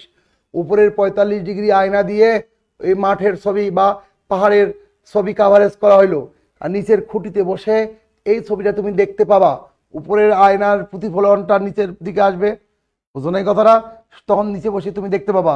এখন সাবমেরিন বা ওই যে কি বলে আমাদের কি বলে সাবমেরিনের ভেতরে যে নাবিকেরা থাকে, বাংলায় কি বলে ডুবোজাহাজ, সাবমেরিন বা ডুবোজাহাজ, মনে করো 100 মিটার পানি নিচে আছে, ওখান থেকে ওরা সমুদ্রের উপরে দেখতে যাচ্ছে কি আছে, তো দেখবে যে উপরের দিকে একটা উপরে পাইপ দেখা থাকে, এই পাইপের মধ্যে অনেক আয়না দেওয়া থাকে, সমতল দর্পণ। ওই আয়নাগুলো দিয়ে সমুদ্রের উপরের পৃষ্ঠ কাভারেজ করে, আর ওই নিচে 100 মিটার গভীরে বসে দেখতে পায় সমুদ্রের উপরের পৃষ্ঠে কি আছে। সো নিচু স্থানে বসে উপরের স্থান পর্যবেক্ষণ করা যায় যে যন্ত্রের সাথে, তার নাম পেরিস্কোপ। বলো, লেখো লেখো। নিচু স্থানে বসে উপরের স্থান পর্যবেক্ষণ করা যায় যে যন্ত্রের সাথে, তাকে কি বলা হয়? পেরিস্কোপ। লেখছো কিনা? লেখছো? ওকে, শেয়ার হচ্ছে কি? শেয়ার করছো? সবাই শেয়ার করো। 424 জন দেখতে পাচ্ছি, 500 জনও পার ছিল, 100 জন হারাই গেল। পড়ালেখা কি ভালো লাগতেছে না নাকি? কি লেখছো? বলছি যে নিচু স্থানে বসে উপরের স্থান পর্যবেক্ষণ করা যায় কোন যন্ত্রের সাহায্যে? Comment please. নিচু স্থানে বসে উপরের স্থান পর্যবেক্ষণ করা যায় কোন যন্ত্রের সাহায্যে? Comment please. দূরবীক্ষণ যন্ত্র এখানে আসলো কোথেকে রে? নিচু স্থানে বসে উপরের স্থান পর্যবেক্ষণ করা যায় পেরিস্কোপ। বলো, কি বলো? পেরিস্কোপ।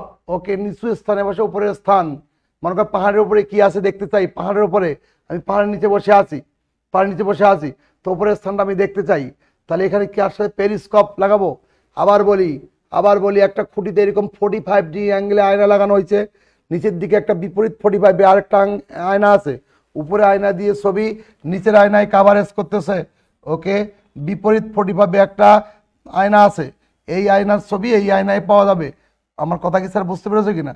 তাহলে এই ক্ষেত্রে বলছি যে এই উপরের আয়না দিয়ে নিচের আয়নার ছবি কাভারেজ করা হবে, বিপরীত 45 থেকে এটার কাভারেজ করা হবে। তো এইটা এই এই বলতেছি যে এইটা মানে কোন দর্পণ? সমতল দর্পণ। বলো, কোন দর্পণ? তাহলে লিখতে পারো পেরিস্কোপ তৈরি করা হয় কোন দর্পণের সাহায্যে? সমতল দর্পণের সাহায্যে। পেরিস্কোপ তৈরি করা হয় কোন দর্পণের সাহায্যে? সমতল। পেরিস্কোপ কোন দর্পণ বলছি? সমতল। উচ্চারণ করো, পেরিস্কোপ কোন দর্পণ? সমতল দর্পণ। সমতল দর্পণ, মনে থাকবে। এবার দেখবা যে ওই যে দূরবীক্ষণ যন্ত্রের কথা বলতেছে ও, দূরবীক্ষণ যন্ত্র মানে কি? দূরের ছোট বস্তু দেখবা। তাহলে এখানে দর্পণ তো হবে না, এখানে তো আলোর প্রতিফলনের ব্যাপার নাই, এটা দেখার বিষয়, তাহলে লেন্স লাগবে। কোন লেন্স? দূরবীক্ষণ যন্ত্র বা নববীক্ষণ যন্ত্র তৈরি করা হয় অবতল লেন্সের সাহায্যে। লেখে বলো পরে বাক্য, দূরবীক্ষণ যন্ত্র, দূরবীক্ষণ যন্ত্র। কি লেখছে বলো? দূরবীক্ষণ যন্ত্র, দূরবীক্ষণ যন্ত্র বা নববীক্ষণ যন্ত্র, দূরবীক্ষণ যন্ত্র বা নববীক্ষণ যন্ত্র, এইটা তৈরি করা হয় কোন লেন্সের সাহায্যে? দূরের জিনিস পর্যবেক্ষণ করা হয় অবতল লেন্স। কোন লেন্স? অবতল লেন্স। বলো, দূরবীক্ষণ যন্ত্র কোন লেন্স? অবতল লেন্স। Comment please. দূরবীক্ষণ যন্ত্র তৈরি করা হয় কোন লেন্সের সাহায্যে? দূরবীক্ষণ বা নববীক্ষণ যন্ত্র তৈরি করা হয় কোন লেন্স? অবতল লেন্স। বলো, দূরবীক্ষণ বা নববীক্ষণ যন্ত্র কোন লেন্স? অবতল লেন্স। লেখো লেখো, কমেন্ট প্লিজ। দূরবীক্ষণ যন্ত্র বা নববীক্ষণ যন্ত্র তৈরি করা হয় কোন লেন্সের সাহায্যে? কোন লেন্স? অবতল। Comment please. কোন লেন্স? অবতল লেন্স। দূরবীক্ষণ যন্ত্র বা নববীক্ষণ যন্ত্র তৈরি করা কোন লেন্স? অবতল লেন্স। বাস। এইবার মাইক্রোস্কোপ বা অনুবীক্ষণ যন্ত্র দিয়ে আমরা কি দেখি? ছোট জিনিসকে বড় করে দেখি না? অথবা হাতের এই যে রেখা দেখে জ্যোতিষীরা কি এটাকে বলা হয়? আতসী কাঁচ বা ম্যাগনিফাইং গ্লাস বলি না আমরা? তাহলে আতসী কাঁচ, তারপরে অনুবীক্ষণ যন্ত্র তৈরি করা হয় উত্তল লেন্সের সাহায্যে। পরে বাক্য লেখো, আতসী কাঁচ, আতসী কাঁচ বা আতসী কাঁচ, যা বলো লেখো। Comment please. কি বলছি বলো? আতসী কাঁচ, আতসী কাঁচ, আতসী কাঁচ। আরেকটা কি বলছি? অনুবীক্ষণ যন্ত্র, বা ইংলিশে বললে কি বলা হয়? মাইক্রোস্কোপ। এই মাইক্রোস্কোপ বা অনুবীক্ষণ যন্ত্র আতসী কাঁচ তৈরি করা হয় কোন লেন্স? উত্তল লেন্স। লেখো দেখি, লেখো কোন লেন্স? উত্তল লেন্স। ওকে, রুকসানা আক্তার লেখছে অবতল লেন্স, ওটা আগের কোশ্চেন হয়তো। আতসী কাঁচ কোন লেন্স? বলো আতসী কাঁচ কোন লেন্স? হ্যালো, আতসী কাঁচ কোন লেন্স?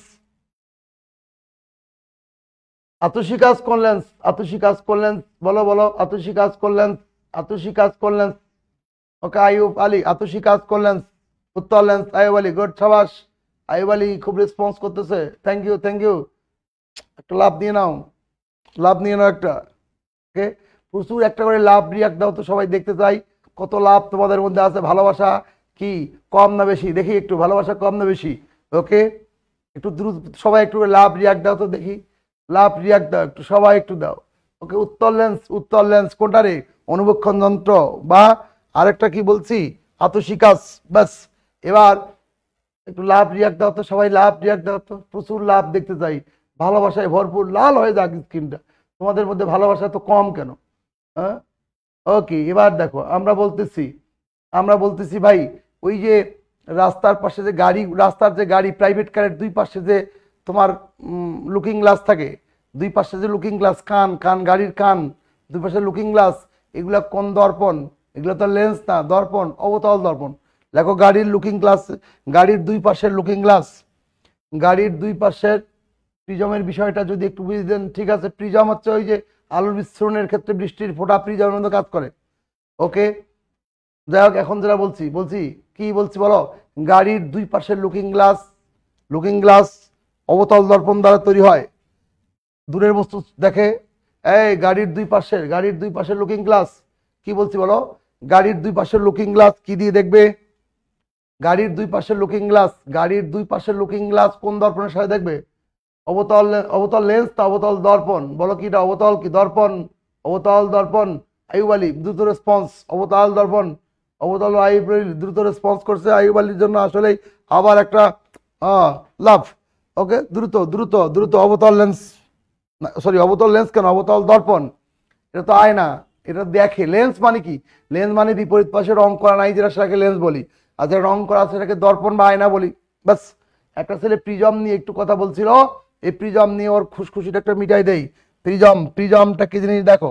প্রিজম, এই যে আছে, প্রিজম হচ্ছে কাঁচের তৈরি ত্রিভুজাকৃতি একটা বস্তু। কাঁচের তৈরি ত্রিভুজাকৃতির বস্তুটাকে বলে প্রিজম। কি বলা হয়? প্রিজম।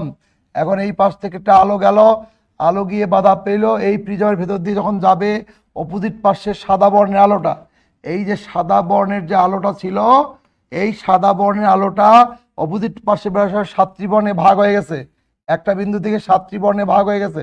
ওকে, এই বে, নি, আ, স, হ, ক, লা, এই যে সাতটি বর্ণ, এটা হচ্ছে প্রিজমের সাহায্যে আলোর বিচ্ছুরণের চিত্র হচ্ছে প্রিজমের সাহায্যে আলোর বিচ্ছুরণ।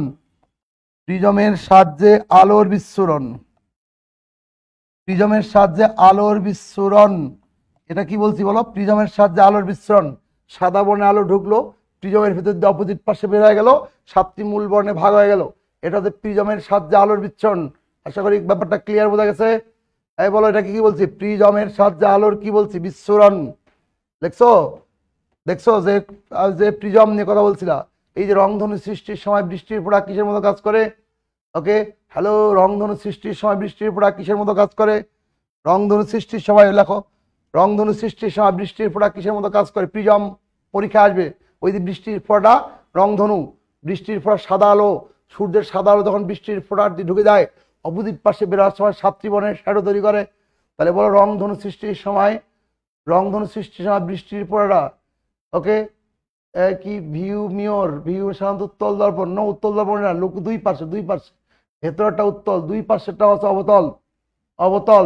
উত্তল তো ছোট জিনিসকে বড় দেখায়, অবতল হচ্ছে দূরের জিনিসকে, ছোট জিনিসকে বড় দেখাবে। ওকে, কেউ যদি অবতলের ওপর ছোট উত্তল লাগায় সেটা ভিন্ন কথা, কিন্তু দূরের ছোট বস্তুকে দেখতে গেলে অবতল লাগবে, দূরের বস্তুকে দেখায় অবতল। উত্তল হচ্ছে কাছের ছোট জিনিসকে বড় করে দেখায়। আই রিপিট, কাছের ছোট জিনিসকে বড় করে দেখায় তার নাম উত্তল, আর দূরের ছোট জিনিসকে বড় দেখায় তার নাম কি? অবতল। মনে করো তোমরা যে লেন্স পড়ো তার নাম কি? অবতল লেন্স।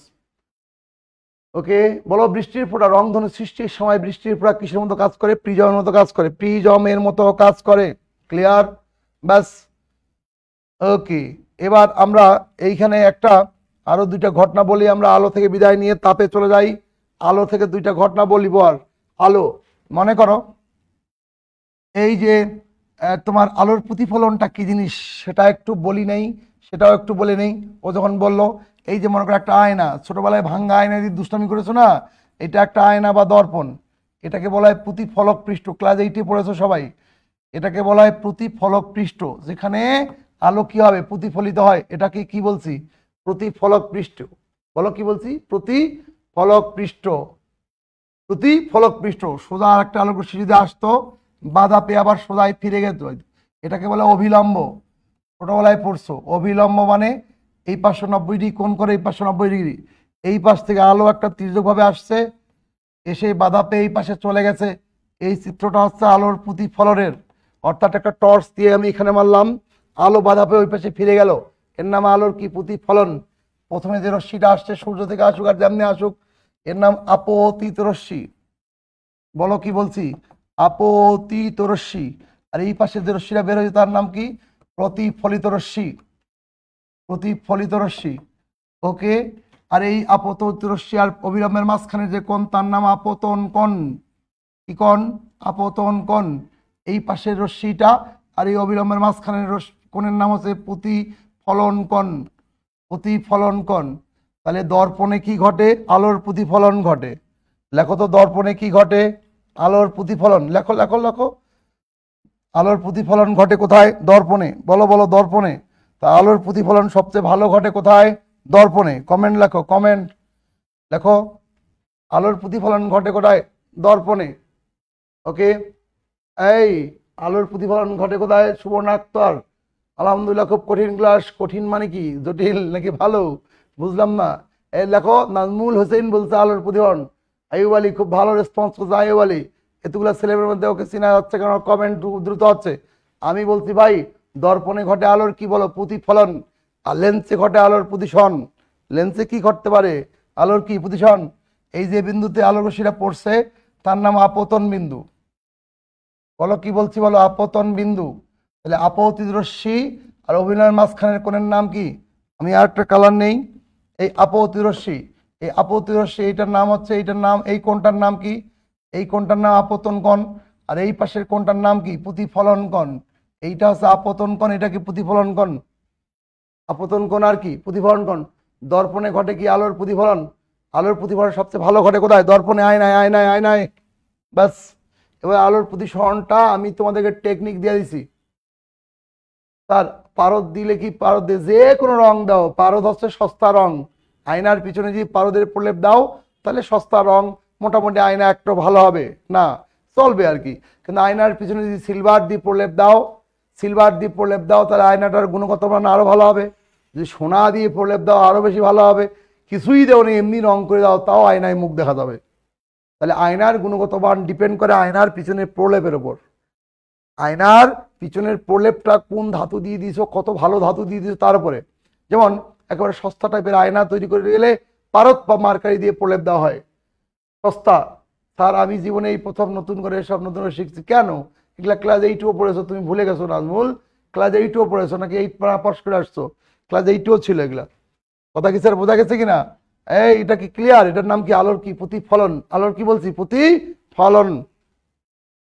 ব্যাস। আলোর প্রতিসরণের ক্ষেত্রে দুটো বাক্য আসে, একটু বড় একটু চিন্তা করলে ওটাও একটু দেখাই। টর্চ লাইট দিয়ে কোনদিন মাছ ধরেছো, টর্চ লাইট দিয়ে কোনদিন মাছ ধরেছো, দেখবে টর্চ লাইট দিয়ে যে মাছ ধরতেছে, টর্চ লাইটের আলোটা গিয়ে পানির মধ্যে ঢুকতেছে।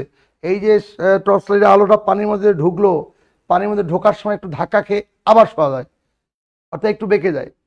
এই একটা বাতাস থেকে আলোটা যখন পানির মধ্যে ঢোকে তখন এই মাধ্যমটা চেঞ্জ করার সময় একটু মোচড় দিয়ে আবার সোজা যায়। আলো বেশি মোচড় দেওয়া বা সোজা যে ঘটনা তার নাম আলোর প্রতিসরণ। তাহলে মাছ ধরে যে টর্চ লাইট দিয়ে মাছ ধরে, এটা কৃষি উদাহরণ, আলোর প্রতিফলন নাকি প্রতিসরণ, comment please. Okay, comment please, comment. Torch light দিয়ে মাছ ধরা কি আলোর প্রতিফলন নাকি প্রতিসরণের ঘটনা, লেখো তো। টর্চ লাইট দিয়ে মাছ ধরা কি আলোর প্রতিফলন নাকি প্রতিসরণের ঘটনা, লেখো লেখো। টর্চ লাইট দিয়ে মাছ ধরা কি আলোর প্রতিফলন নাকি প্রতিসরণের ঘটনা, প্রতিসরণের ঘটনা। সাবাস, আসলাম হোসেন বলছে প্রতিসরণের ঘটনা। ইমরান বলছে প্রতিসরণের ঘটনা, মুসলেমা বলছে প্রতিসরণের ঘটনা। শাবাশ।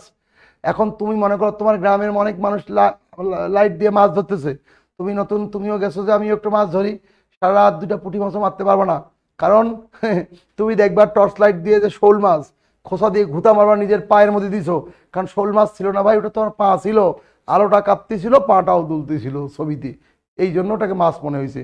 বুঝো না এই ব্যাপারটা? তাহলে বায়ু থেকে আলোক রশ্মি যখন ঘরের মাধ্যমে ঢোকে, হালকাতে ঘনের দিকে ঢোকার সময় একটু বেঁকে যায়। আলোর রশ্মি বেঁকে যাওয়ার ঘটনাকে বলে আলোর কি? প্রতিসরণ। সোজা টেকনিক দিছি, বড় ছোট উঁচু নিচু আঁকা বাঁকা হলে আলোর কি হয়? প্রতিসরণ। এই কথা কি বোঝা গেছে কিনা? ওকে, বড় ছোট উঁচু নিচু আঁকা বাঁকা হলে তার নাম কি? আলোর কি? প্রতিসরণ। তা আলো 2 ধরনের ঘটনা ঘটে, একটা হালকা থেকে ঘনের দিকে যায়, আবার একটা কি ঘন থেকে হালকার দিকে যায়। 2 ধরনের ঘটনা আমি একটু দেখাই হালকা করে। মনে করে এটা হচ্ছে ঘনমাধ্যম, সাদাটা নেই, একটু মনোযোগ দাও, যারা অনেকক্ষণ কষ্ট করে আসো থাকো, তোমার ভালো হবে ভাই। টর্চ লাইট দিয়ে মাছ ধরে আলোর প্রতিসরণ। সাবাস, আই বলে এই সাবাস, গুড, থ্যাংক ইউ। আমরা এবার চলে আসি এখানে। ওকে ওকে, প্লিজ আমি একটু ছবি আঁকি, খেয়াল করো। এই যে এই বক্সটা বুঝাচ্ছি ঘনমাধ্যম। কি মাধ্যম বলো? ঘন। এটা হচ্ছে অভিলম্ব, এটা কি বলছি? অভিলম্ব, অবিলম্ব। ওকে, আলোক রশ্মি সোজা আসার কথা ছিল এই দিক দিয়ে, সোজা না এসে ওর সোজা যাওয়ার কথা ছিল, সোজা না গিয়ে একটু বেঁকে আসছে অবিলম্বের দিকে। আলোক রশ্মির এই বেঁকে যাওয়াটাকে বলে আলোর কি? প্রতিসরণ। এটাকে আই দ্বারা প্রকাশ করে, আর দ্বারা। আপতন কোণকে আই, আপতন কোণকে আই দ্বারা প্রকাশ করা হয়, আই আই। আর প্রতিসরণ কোণকে আর, প্রতিসরণ কোণকে বলা হয় আর। এখানে কি আই বড় নাকি আর বড়? বলো দেখি। আই ইজ গ্রেটার দেন আর। কখন? এই চিত্রটা আলোর প্রতিসরণ, কিন্তু কোন দিক থেকে কোন দিক? এই চিত্রটা আলোর প্রতিসরণ, কিন্তু এটা হচ্ছে হালকা থেকে ঘন। বলো, রেসপন্স করো, কি বলছি? হালকা থেকে ঘন। হালকা থেকে ঘন হলে আপতন কোণ বড় হবে নাকি প্রতিসরণ কোণ বড়? লেখো দেখি, কমেন্ট প্লিজ। আলোক রশ্মি হালকা থেকে ঘনর দিয়ে গেলে আপতন কোণ বড় নাকি প্রতিসরণ কোণ বড়? Comment please. কোনটা বড়? আই বড় নাকি আর বড়? আই মানে আপতন কোণ, হালকা থেকে ঘনর দিয়ে গেলে আপতন কোণ বড় নাকি ঘন? হ্যাঁ, কোনটা বলো রে? প্রতিসরণ কোণ বড়। Good, thank you. তরিকুল বলছে প্রতিসরণ কোণ বড়, আইবলি বলছে হালকা থেকে ঘন হলে কি হবে? প্রতিসরণ কোণ বড় হবে নাকি আপতন কোণ বড়? ভুল হয়েছে, উল্টা। আপতন কোণ বড়, আই ইজ গ্রেটার দেন, আপতন কোণ মানে আই। হালকা থেকে ঘন গেলে আপতন কোণটা হবে বড়, প্রতিসরণ কোণটা হবে ছোট। কোনটা বড় হবে? আপতন কোণ, আই আই আই আই। প্রতিসরণ কোণ বড় হয়েছে, দেখো তো, প্রতিসরণ তো নিচেরটা রে, এইটার নাম প্রতিসরণ। হালকা থেকে ঘনতে গেলে কে বড় হবে? এইটার নাম আপতন কোণ। আই মানে আপতন কোণ। তাহলে কে বড়? আপতন কোণ নাকি প্রতিসরণ কোণ? আপতন কোণ বড়। Good, thank you. আই বড়, এতক্ষণ বলে আই বড়। ওকে, সূর্যের আলো জলে সোজা গিয়ে বেঁকে যায়, এটা কি?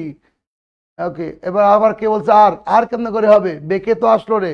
I is greater than R, I I I. সবাই যারা বলছে আই বড়, আই মানে কি? আপতন কোণ। আই মানে কি? আপতন কোণ।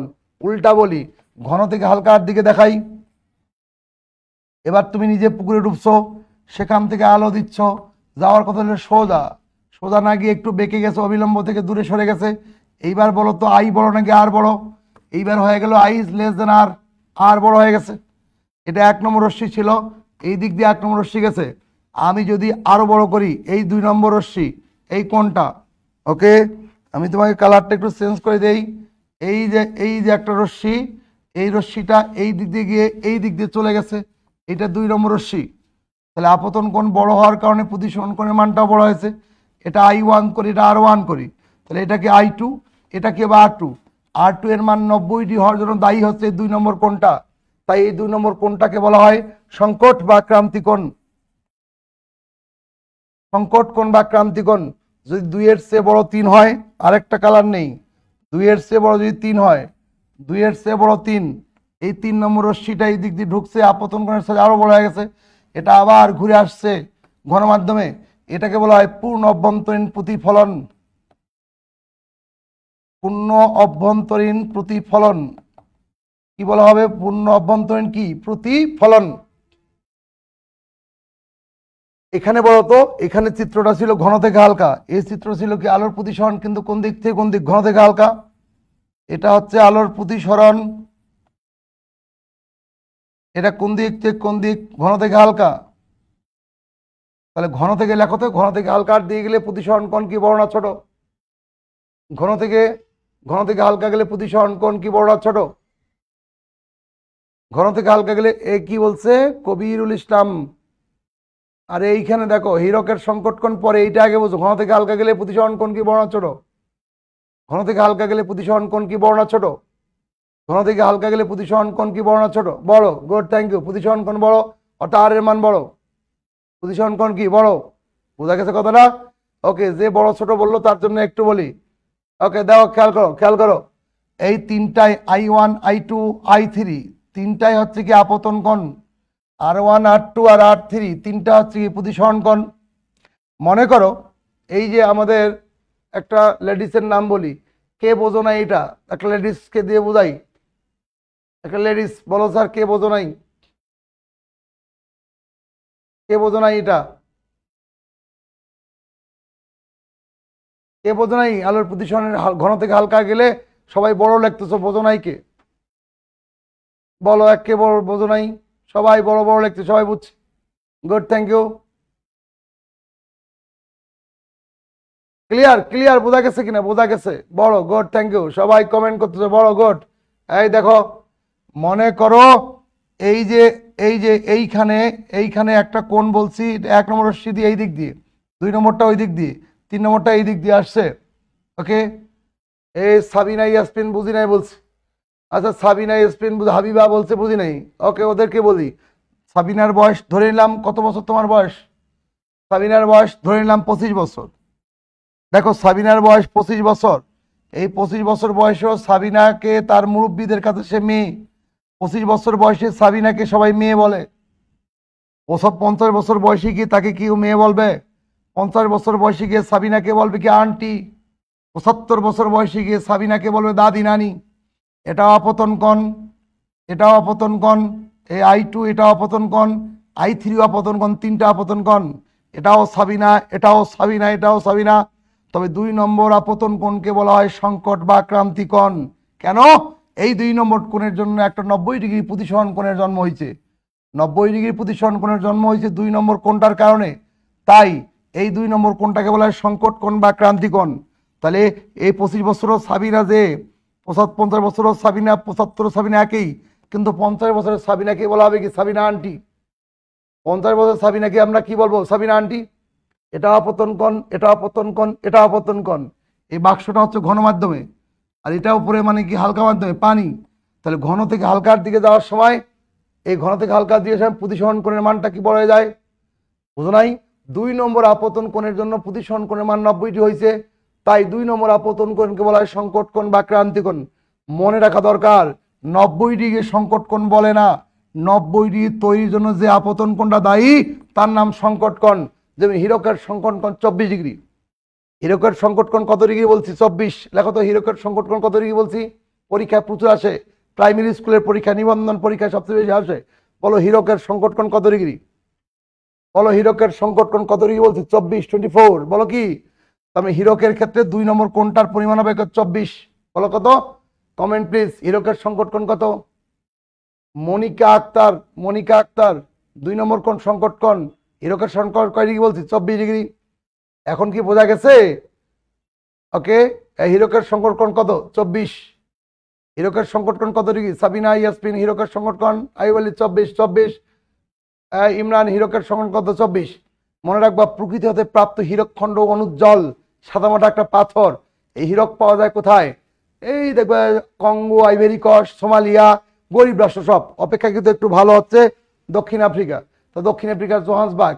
তো এইখান থেকে হীরককে কাটা হয় এমন স্টাইলে। ওই সব দেশে এত গরিব, এত অভাব কেন? এত দামি পাথর থাকার পরেও কারণটা হচ্ছে ওই পাথরগুলোর কোনো দাম নেই। ওই পাথরটাকে উত্তোলন করার পর এমন করে কাটতে হবে, কাটার পরে এটা 24 ডিগ্রি কোণে আলোকরশ্মি ঢুকতে বাধ্য হবে। 24 ডিগ্রি কোণের বেশি হলে আলোকরশ্মি আবার ঘুরে আসবে, তখন হবে পূর্ণ অভ্যন্তরীণ প্রতিফলন। এই 75 বছর বয়সে গিয়ে আবার বিছানায় প্রস্তাব পায়খানা করে শুরু করে দিবা, তখন কি ওয়েলকাম ব্যাক। ছোটবেলায় মানুষের হাত ধরে দাঁড়াইছো, বুড়া বয়সে আবার মানুষের হাত ধরে দাঁড়াইতে হবে। তাহলে 3টাই আপতন কোণ। তবে 3 নম্বর আপতন কোণটার কারণে একটা ঘটনা ঘটছে, তার নাম পূর্ণ অভ্যন্তরীণ প্রতিফলন, যার উৎকৃষ্ট উদাহরণ মরীচিকা। কি নাম বলো?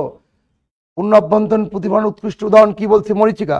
লেখো, কমেন্টে লেখো, পূর্ণ অভ্যন্তরীণ প্রতিফলনের উৎকৃষ্ট উদাহরণ কি? মরীচিকা। বলো, পূর্ণ অভ্যন্তরীণ প্রতিফলনের উৎকৃষ্ট উদাহরণ কি? পূর্ণ অভ্যন্তরীণ প্রতিফলনের উৎকৃষ্ট উদাহরণ কি বলছি? মরীচিকা। একটু কমেন্ট প্লিজ।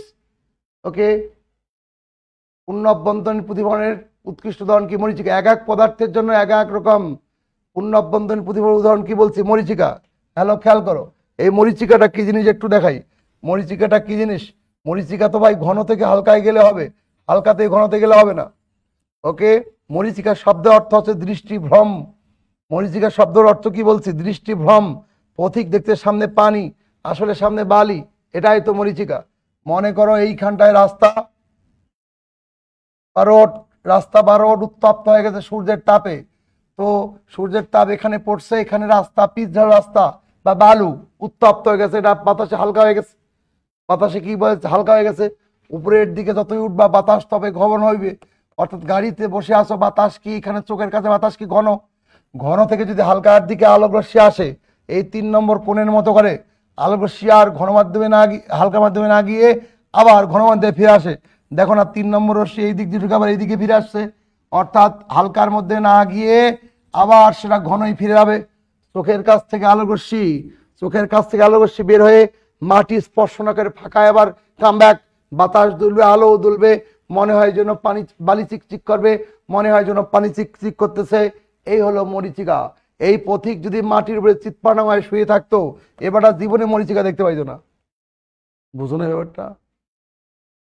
তাহলে মরীচিকা সৃষ্টির পূর্ব শর্ত আছে আলো রশ্মি ঘন থেকে হালকার দিকে যাইতে হবে, এটা একটা শর্ত। দ্বিতীয় শর্ত হচ্ছে আপতন কোণের মান সংকটের চেয়ে বড় হইতে হবে। আরে 25 বছর বয়সেও যে মেয়ে, 50ও সেই মেয়ে, 75ও সেই মেয়ে, কিন্তু 50 বছরের মানুষকে কেউ আর মেয়ে বলে না। 50 বছরের মেয়ে মানুষকে তখন মেয়ে, মহিলা, আন্টি বলে। 75 বয়সীকে দাদি, নানি বলে। বয়সের ক্ষণে ক্ষণে বেশি সংযুক্ত হয়। এটা আপতন কোণ, এটা আপতন কোণ, এটা আপতন কোণ। তবে 2 নম্বর আপতন কোণের কারণে যেহেতু একটা 90 ডিগ্রি প্রতিসরণ কোণের জন্ম হয়েছে, যেমন 2 নম্বর আপতন কোণের কারণে যেহেতু একটা 90 ডিগ্রি প্রতিসরণ কোণের জন্ম হয়েছে, এই 2 নম্বর আপতন কোণটার কারণে, তাই এই 90 ডিগ্রি দায়ীকে, এই 2 নম্বর আপতন কোণটা দায়ী। এই 2 নম্বর আপতন কোণটাকে বলা হয় সংকট কোণ বা ক্রান্তি কোণ। যে হীরকের সংকট কোণ 24 ডিগ্রি। 25 ডিগ্রি হলে আলোক রশ্মি আবার ঘন মধ্যে ফিরে আসবে, আলোক রশ্মি আবার এই ঘন মধ্যে ফিরে আসার ঘটনাকে বলা হয় পূর্ণ অভ্যন্তরীণ প্রতিফলন। ক্লিয়ার? কি ক্লিয়ার? ক্লিয়ার? আমার কথা কি স্যার বোঝা গেছে কিনা? তাহলে পরীক্ষা আসবে পূর্ণ অভ্যন্তরীণ উৎকৃষ্ট উদাহরণ কি? মরীচিকা। বলো কি? মরীচিকা। পূর্ণ অভ্যন্তরীণ প্রতিফলনের উৎকৃষ্ট উদাহরণ কি? মরীচিকা। পানসি আক্তার আরেকবার বলেন ভাই, মনোযোগ দিতে হবে। এত সুন্দর করে বুঝাইলাম, যদি বুঝি না খাও তাহলে আর কেমনে সম্ভব? এত সুন্দর একটা ছোট জিনিস কয় জটিল, এটার চেয়ে আমি আর তাহলে আর অন্য কিছু পড়াবো কোথায়? এটা নিয়েই যদি সারাদিন চলে যায়, বলো দেখি। মনোযোগটা বাড়াও। এত সুন্দর করে বুঝাইলাম, চোখের পাশ থেকে আলোক রশ্মি আসছে, চোখের পাশ থেকে আলোক রশ্মি আসছে, এটা ঘন মাধ্যম। ভাই বাতাস এখানে ডাবল রোল প্লে করে, নিচের দিকের বাতাস হালকা, উপরের দিকের বাতাস ঘন। যেখানে রোড, রাস্তা, পিচ রাস্তা, মরুভূমি, বাতাস কি হালকা হয়ে গেছে না?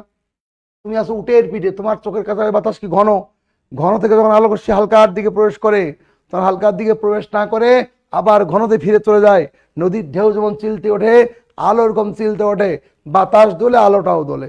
বালি চিকচিক করে, পথিক মনে করে পানি চিকচিক করে, পথিক সামনে গিয়ে দেখে বালি, এর নাম মরীচিকা। জীবনে দেখো নাই রাস্তায়, ঠিক দুপুরে দেখবা, দুপুর বেলায় মরুভূমিতে বালুতে ঠিক দুপুর বেলায়, রাস্তাও বালুতে দুপুর বেলায়। কথা কি স্যার বোঝা গেছে কিনা?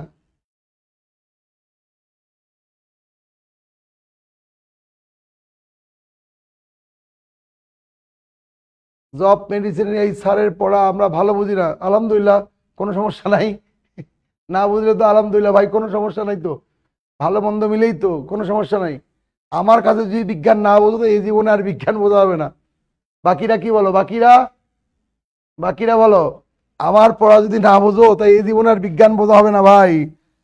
এই জীবনে আরো একবার এইটার জন্য বলি, ওকে মনোযোগ বাড়াও। সায়েন্সের নাম এটা ভাই, ওই ইতিহাস না। হ্যাঁ, কথা কি বোঝা গেছে? কমেন্টটা একটু দেখো, কমেন্টটা একটু দেখো, বাকিরা কমেন্টটা একটু দেখো, তুমি বাকিদের কমেন্টটা দেখো। পড়ালেখা তো করতে হবে বড় ভাই। নাহলে তো হবে না। আচ্ছা তুমি এই আলোর প্রতিসরণটা আবার তোমাকে একটু বোঝাবো তোমাদের সবার জন্য। ওকে, অনেক রাত হয়ে গেছে, তাপ পড়ানোর তো টাইমই পাচ্ছি না। এত সুন্দর মনোযোগ দিয়ে একটু রাখলেই হচ্ছিল। এই যে এটা ঘন মাধ্যম, এটা ঘন মাধ্যম, এটা ঘন। পুকুরে ডুবছো তুমি, এখান থেকে টর্চ লাইট মারছো, আলো যাওয়ার কথা হলো সোজা। এগুলো ক্লাস 8-এর পড়া, ক্লাস 8-এর পড়া। এখন ক্লাস 8-এর পড়া তুমি যদি মনোযোগ না দাও তো হবে না ভাইয়া, এর নাম তো সায়েন্স। ওকে, এইটার কোণের নাম কি বলো? এখন তুমি না জানলে তোমাকে কেমনে বলবো বলো? এই কোণের নাম হচ্ছে আপতন কোণ। কোন কোণ? আপতন কোণ। বলো কি? আপতন কোণ। আপতন কোণ। এই পাশ থেকে আলো গেল, এই পাশ থেকে আলো গেল, সোজা যাওয়ার কথা ছিল, না গিয়ে একটু বেঁকে চলে গেল। এই যে এই কোণটার নাম প্রতিসরণ কোণ। এখন তুমি যদি জীবনে কোনদিন আপতন কোণ নাম না শোনো, তা তোমাকে কি সম্ভব বোঝানো? পৃথিবীর কেউ পারবে না। ওকে, সুতরাং আপতন কোণ কি জিনিস জানতে হবে তো। আলো, এই আপতিত রশ্মি, এই পাশ থেকে টর্চ লাইট মারলাম, পুকুরে ডুবে আলোটা বাইরে বের হয়েছে, এই যে 1 নম্বর রশ্মি এই দিক দিয়ে ঢুকে এই দিক দিয়ে বের হয়েছে, এর নাম প্রতিসরণ কোণ, এটার নাম আপতন কোণ। আমার কথা কি বোঝা গেছে কিনা? এটা আপতন কোণ, এটা কি প্রতিসরণ কোণ। আবার বড় করলাম, আবার বড় করলাম, তাহলে এই আপতন কোণটা যদি এইদিকে বাড়ে, তাহলে এইদিকেও কি বাড়বে না? এদিকে কি বাড়বে কিনা? এদিকে বাড়বে কি বাড়বে না? এদিকে নিচের দিকে বাড়বে, নিচের দিকে বাড়বে, নিচের দিকে বাড়বে।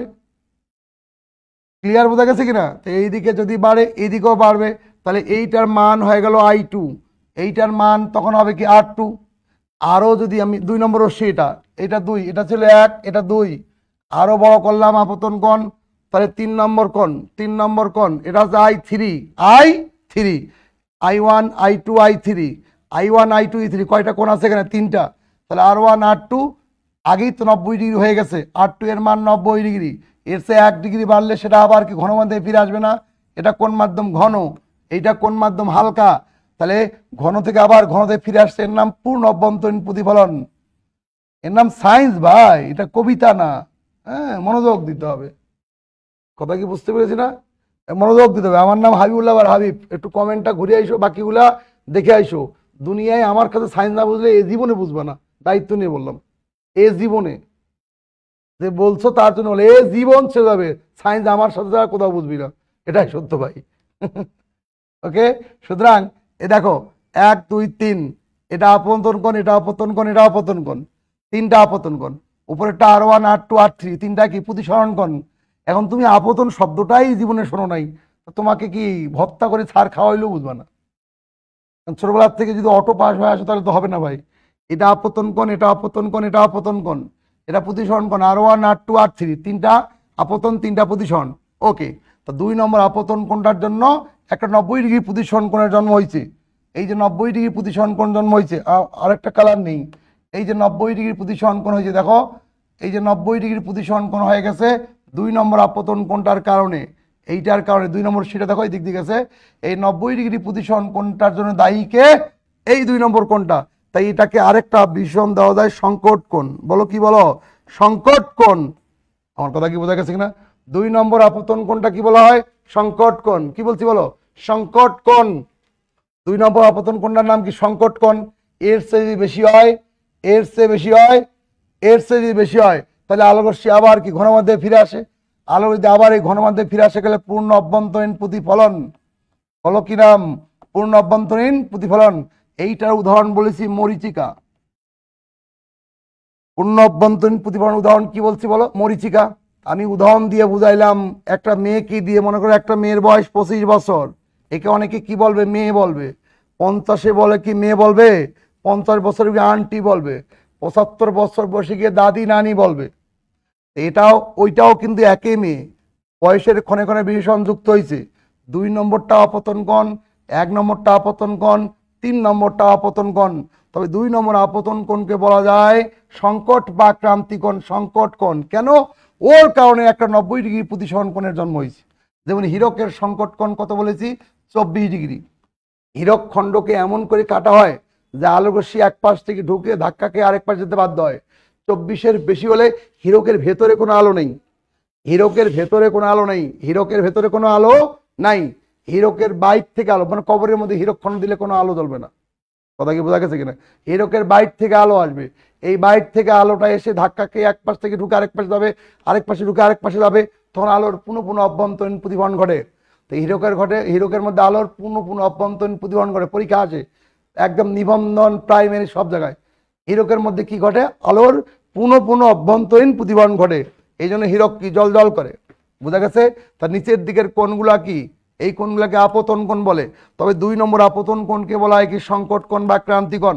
উপরের দিকের কোণগুলাকে বলা হয় প্রতিসরণ কোণ, R1 একটা, R2 একটা, R3 একটা। তবে 3 নম্বর প্রতিসরণ কোণের জন্য একটা ঘটনা ঘটছে, তার নাম পূর্ণ অভ্যন্তরীণ প্রতিফলন, যাকে বলা হয় কি মরীচিকা। যাকে কি বলা হয়? মরীচিকা। কথা কি বোঝা গেছে কিনা? এর নাম সায়েন্স ভাই, না বুঝতে চাইলে তো হবে না, এটা ওই ধারাপাত না, রাস্তায় দাঁড়িয়ে মানি না মানবো না কর জায়গা না, এটা সায়েন্স। আমি আমার কাছে যদি না বোঝো তো এ জীবন না, এ জীবন পয়েস জীবন, দায়িত্ব নিয়ে চ্যালেঞ্জ করলাম। নাম রাখতে, নাম মনে রাখো, তুমি যে শহরে বাস করো সেই শহরে আমার নাম জিজ্ঞাসা করো, টেকনাফ দুলিয়া। সায়েন্স মানে হাবিব স্যার, সমার্থক শব্দ, দায়িত্ব নিয়ে বললাম লাইভে, বুঝতে পেরেছো? সুতরাং মনোযোগ বাড়াও, চুলকানি দিয়ে পড়ালেখা হবে না, মনোযোগ দিতে হবে। দায়িত্ব নিয়ে বললাম, তুমি কোন শহরে আসো আমি জানি না, ওইখানে যারা বিশেষ ক্যাডার আছে, যে মানুষগুলো গত 5-7 বছরে আমার নাম জিজ্ঞাসা করবো, হাইবুল্লাহ বান আমার নাম, বাকিটা সেই তার মুখ থেকে শুনো। ক্লিয়ার? আর কোনো কোশ্চেন? আলো নিয়ে কথা বলে শেষ, তাপ দিয়ে আর আজকে কথা বলতে পারছি না, কারণ তোমাদের ব্রেনের ক্যাপাসিটি অত বেশি না।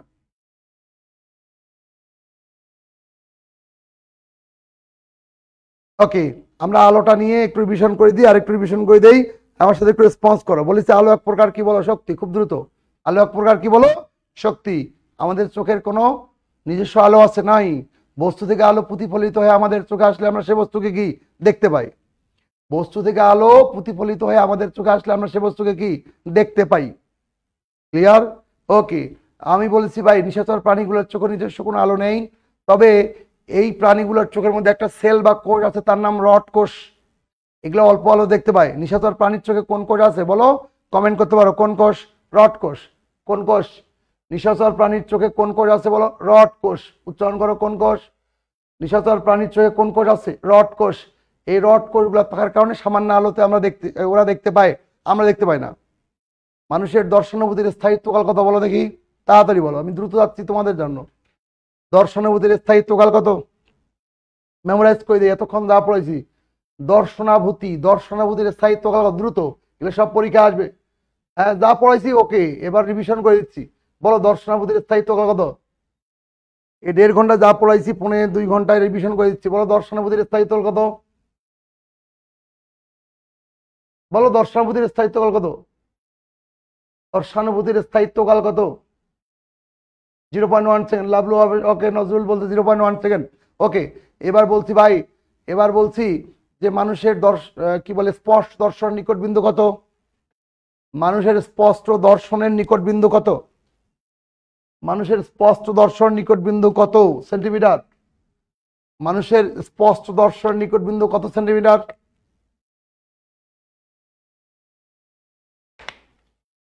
আমরা খালি আলো পড়েছি আজকে, 25 সেন্টিমিটার, গোট সাবাস, বা 0.25 মিটার। ওকে, স্পষ্ট দর্শনের দূরের বিন্দু কত? স্পষ্ট দর্শনের দূরের বিন্দু কত? দ্রুত, দূরের বিন্দু কত? যাকে 25 পাইছি, এবার দূরের বিন্দু কত? স্পষ্ট দর্শনের দূরের বিন্দু কত? স্পষ্ট দর্শনের দূরের বিন্দু কত? স্পষ্ট দর্শনের দূরের বিন্দুটা কত? অসীম, সাবাস, বেস্ট। আলাফা বলছে অসীম, গুড, থ্যাংক ইউ। ওকে, চোখের ত্রুটি প্রধানত কয় প্রকার? চোখের ত্রুটি প্রধানত কয় প্রকার? দ্রুত, চোখের ত্রুটি প্রধানত কয় প্রকার? চোখের ত্রুটি প্রধানত কয় প্রকার? দ্রুত, আমি 1-2টা কমেন্ট পাইলে পরের প্রশ্নে চলে যাচ্ছি। চোখের ত্রুটি প্রধানত কত প্রকার?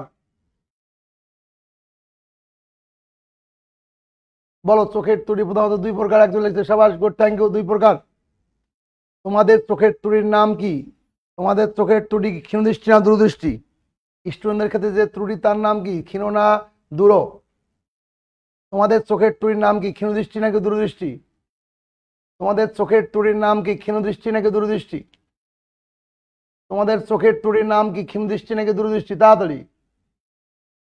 তোমাদের চোখের ত্রুটির নাম কি? ক্ষীণদৃষ্টি নাকি দূরদৃষ্টি? তোমাদের চোখের ত্রুটির নাম কি? ক্ষীণদৃষ্টি না দূরদৃষ্টি? Good good, thank you. ক্ষীণদৃষ্টি, ইয়াসমিন বলছে ক্ষীণদৃষ্টি, সাবাস। ওকে, তোমাদের চোখের যে চশমা লাগাও যে লেন্স, সেটা কি মাইনাস না প্লাস? তোমাদের চোখের যে চশমা লাগাও, চশমার এটা কি মাইনাস, সাধারণত মাইনাস না প্লাস? মাইনাস না প্লাস? জাস্ট মাইনাস না প্লাস? এটা কি মাইনাস না প্লাস? তোমাদের চোখে চশমা লাগাও, এটা কি মাইনাস না প্লাস? তোমাদের চোখে যে চশমা লাগাও সেটা কি মাইনাস না প্লাস? বলো মাইনাস না প্লাস? মাইনাস না প্লাস? একটা দুইটা কমেন্ট পাইলে আমি কোশ্চেন চেঞ্জ করব। Minus, good, thank you. Minus, এটা কি বলো? মাইনাস। ওকে, নেক্সট বলেছি ভাই, কোন বস্তুকে বড়, আচ্ছা ওইটা লাগবে না। বলছে নৌকার বৈঠে পানিতে ডুবালে বা লাঠি পানিতে ডুবালে বাঁকা দেখা যায় কেন? নৌকার বৈঠা পানিতে ডুবালে বাঁকা দেখা যায় কেন? নৌকার বৈঠা পানিতে ডুবালে বাঁকা দেখা, প্লাস লেখছে একজন, তোমাদের চোখে তো মাইনাস, প্লাস কেন হবে? ওকে, অবতল লেন্স মানে কি মাইনাস? আলোর প্রতিসরণ, আলাফা বলছে আলোর প্রতিসরণ, আলোর কি বলছি? প্রতিসরণ। ওকে, এবার বলো তো ভাই, সূর্যাস্তের সময় সূর্যকে লাল দেখা যায় কেন? সূর্যাস্তের সময় সূর্যকে লাল দেখা যায় কেন? সূর্যাস্তের সময় সূর্যকে লাল দেখা যায় কেন? সূর্যাস্তের সময় সূর্যকে লাল দেখা যায় কেন? সূর্যাস্তের সময় সূর্যকে লাল দেখা যায় কেন? সূর্যাস্তের সময় সূর্যকে লাল দেখা যায় কেন? এখন পর্যন্ত সঠিক উত্তর পাইনি। আলোর বিক্ষেপণ, সাবাস আরাফা, বেস্ট আরাফা, খুব সুন্দর বলছে।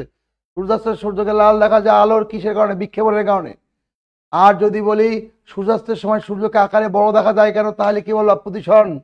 লাভলু, বিক্ষেপণ, গুড। এবার যদি বলি সূর্যাস্তের সময় সূর্যকে বড় দেখা যায় কেন? সূর্যাস্তের সময় সূর্যকে বড় দেখা যায় কেন? বলো, সূর্যাস্তের সময় সূর্যকে বড় দেখা যায় কেন? Comment please. সূর্যাস্তের সময় সূর্যকে বড় দেখা যায় কেন? প্রতিসরণ, গুড, থ্যাংক ইউ। বড় দেখা যায় প্রতিসরণ। কালার নিয়ে কথা বললে কি হবে? বিক্ষেপণ। ওকে, বলো রংধনু কিসের উদাহরণ? রংধনু কিসের উদাহরণ? রংধনু কিসের উদাহরণ? রংধনু কিসের উদাহরণ? রংধনু কিসের উদাহরণ? প্রতিফলন, প্রতিসরণ, বিক্ষেপণ, বিচ্ছুরণ। রংধনু কিসের উদাহরণ? দ্রুত বলো, রংধনু কিসের উদাহরণ? এখন বোধ সঠিক উত্তর পারে রংধনু, আলোর, নো নো। রংধনু কিসের উদাহরণ? রংধনু। রংধনু কিসের উদাহরণ? রংধনু কিসের উদাহরণ? তাড়াতাড়ি। আলোর বিস্ফোরণ, সাবাস। একজন বলছে আলোর বিস্ফোরণ। যৌগিক বর্ণকে ভাগ করার যে প্রসেস, তার নাম কি? তারকে বলা কি? আলোর কি? বিচ্ছুরণ। তাহলে রংধনু কিসের উদাহরণ বলছি? আলোর বিস্ফোরণের প্রাকৃতিক উদাহরণ। ওকে, বলো তো মূল বর্ণ কয়টি?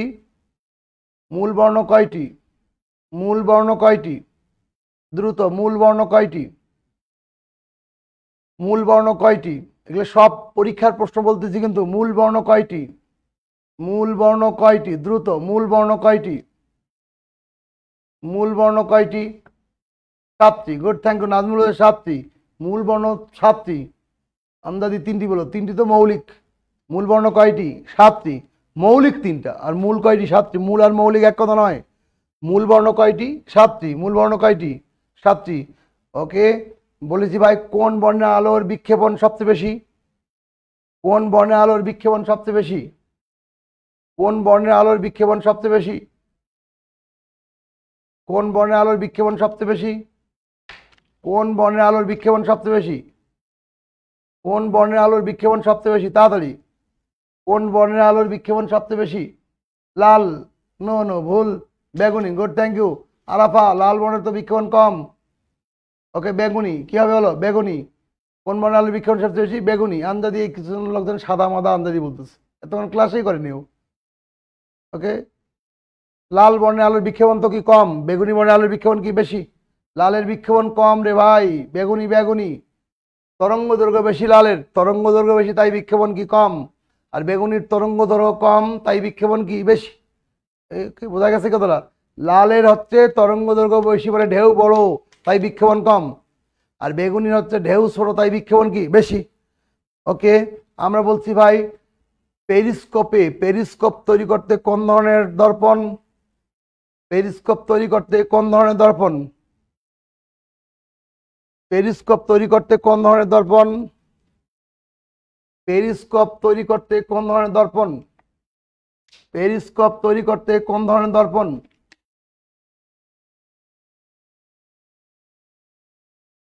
আইয়ুব আলী সমতল দর্পণ, সাবাস।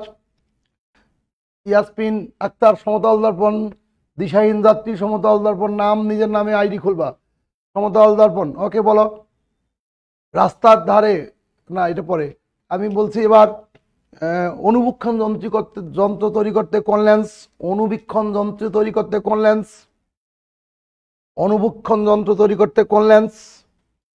অনুবীক্ষণ যন্ত্র তৈরি করতে কোন লেন্স? অনুবীক্ষণ যন্ত্র তৈরি করতে কোন লেন্স? অনুবীক্ষণ যন্ত্র তৈরি করতে কোন লেন্স? অনুবীক্ষণ যন্ত্র তৈরি করতে কোন লেন্স? উত্তর লেন্স। মনসুরা বলছে উত্তর লেন্স। কোন লেন্স? উত্তর লেন্স। অনুবীক্ষণ যন্ত্র তৈরি করতে কোন লেন্স? উত্তল। কোন লেন্স? উত্তর লেন্স। অনুবীক্ষণ যন্ত্র করতে কোন লেন্স? উত্তর লেন্স। অনুবীক্ষণ যন্ত্র উত্তর লেন্স। ওকে। আর দূরবীক্ষণ যন্ত্র তৈরি করতে অবতল। অনুবীক্ষণ যন্ত্র করতে কি? উত্তর লেন্স। অবতল কেন? অবতল দূরবীক্ষণ। অবতল দূরবীক্ষণ। অনুবীক্ষণ যন্ত্র করতে কি? উত্তর লেন্স। ওকে। পাহাড়ি রাস্তার বাঁকে কোন ধরনের দর্পণ? পাহাড়ি রাস্তার বাঁকে কোন ধরনের দর্পণ? পাহাড়ি রাস্তার বাঁকে কোন ধরনের দর্পণ? পাহাড়ি রাস্তার বাঁকে কোন ধরনের দর্পণ? পাহাড়ি রাস্তার বাঁকে কোন ধরনের দর্পণ? পাহাড়ি রাস্তার বাঁকে কোন ধরনের দর্পণ? সমতল দর্পণ। Good, thank you. পাহাড়ি রাস্তার বাঁকে সমতল দর্পণ। বলি হীরকের সংকট কোণ কত ডিগ্রি? হীরকের সংকট কোণ কত ডিগ্রি? হীরকের সংকট কোণ কত ডিগ্রি? হীরকের সংকট কোণ কত ডিগ্রি? হীরকের সংকট কোণ কত ডিগ্রি? তাড়াতাড়ি। হীরকের সংকট কোণ কত ডিগ্রি? হীরকের সংকট কোণ কত ডিগ্রি? হীরকের সংকট কোণ কত ডিগ্রি? 24 ডিগ্রি। সাবাস। আলোর পূর্ণ অভ্যন্তরীণ প্রতিফলনের উদাহরণ কি? আলোর পূর্ণ অভ্যন্তরীণ প্রতিফলনের উদাহরণ কি? আলোর পূর্ণ অভ্যন্তরীণ প্রতিফলনের উদাহরণ কি? আলোর পূর্ণ অভ্যন্তরীণ প্রতিফলনের উদাহরণ কি? আলোর পূর্ণ অভ্যন্তরীণ প্রতিফলনের উদাহরণ কি? আলোর পূর্ণ অভ্যন্তরীণ প্রতিফলন। আইয়ুব আলী, মরীচিকা। সাবাস, গুড, থ্যাংক ইউ। মরীচিকা। আলোর পূর্ণ অভ্যন্তরীণ প্রতিফলনের উদাহরণ কি বলো? মরীচিকা। ক্লিয়ার? আলোর পূর্ণ অভ্যন্তরীণ প্রতিফলনের উদাহরণ কি? মরীচিকা। সাবাস। আলো নিয়ে কোশ্চেন আসলে তোমরা পারবা। তো যাই হোক, আজকের মতো বোধহয় রেখে দেই। 250 জন শেষ পর্যন্ত আছো, 500 প্লাসও ছিল। মনে রাখবা, চাকরি 500 জন পায় না, চাকরি কিন্তু অল্প জনে পায়। তোমাদের সবাইকে স্বাগত জানাচ্ছি। তোমরা এই লেকচারটা আবার দেখবা।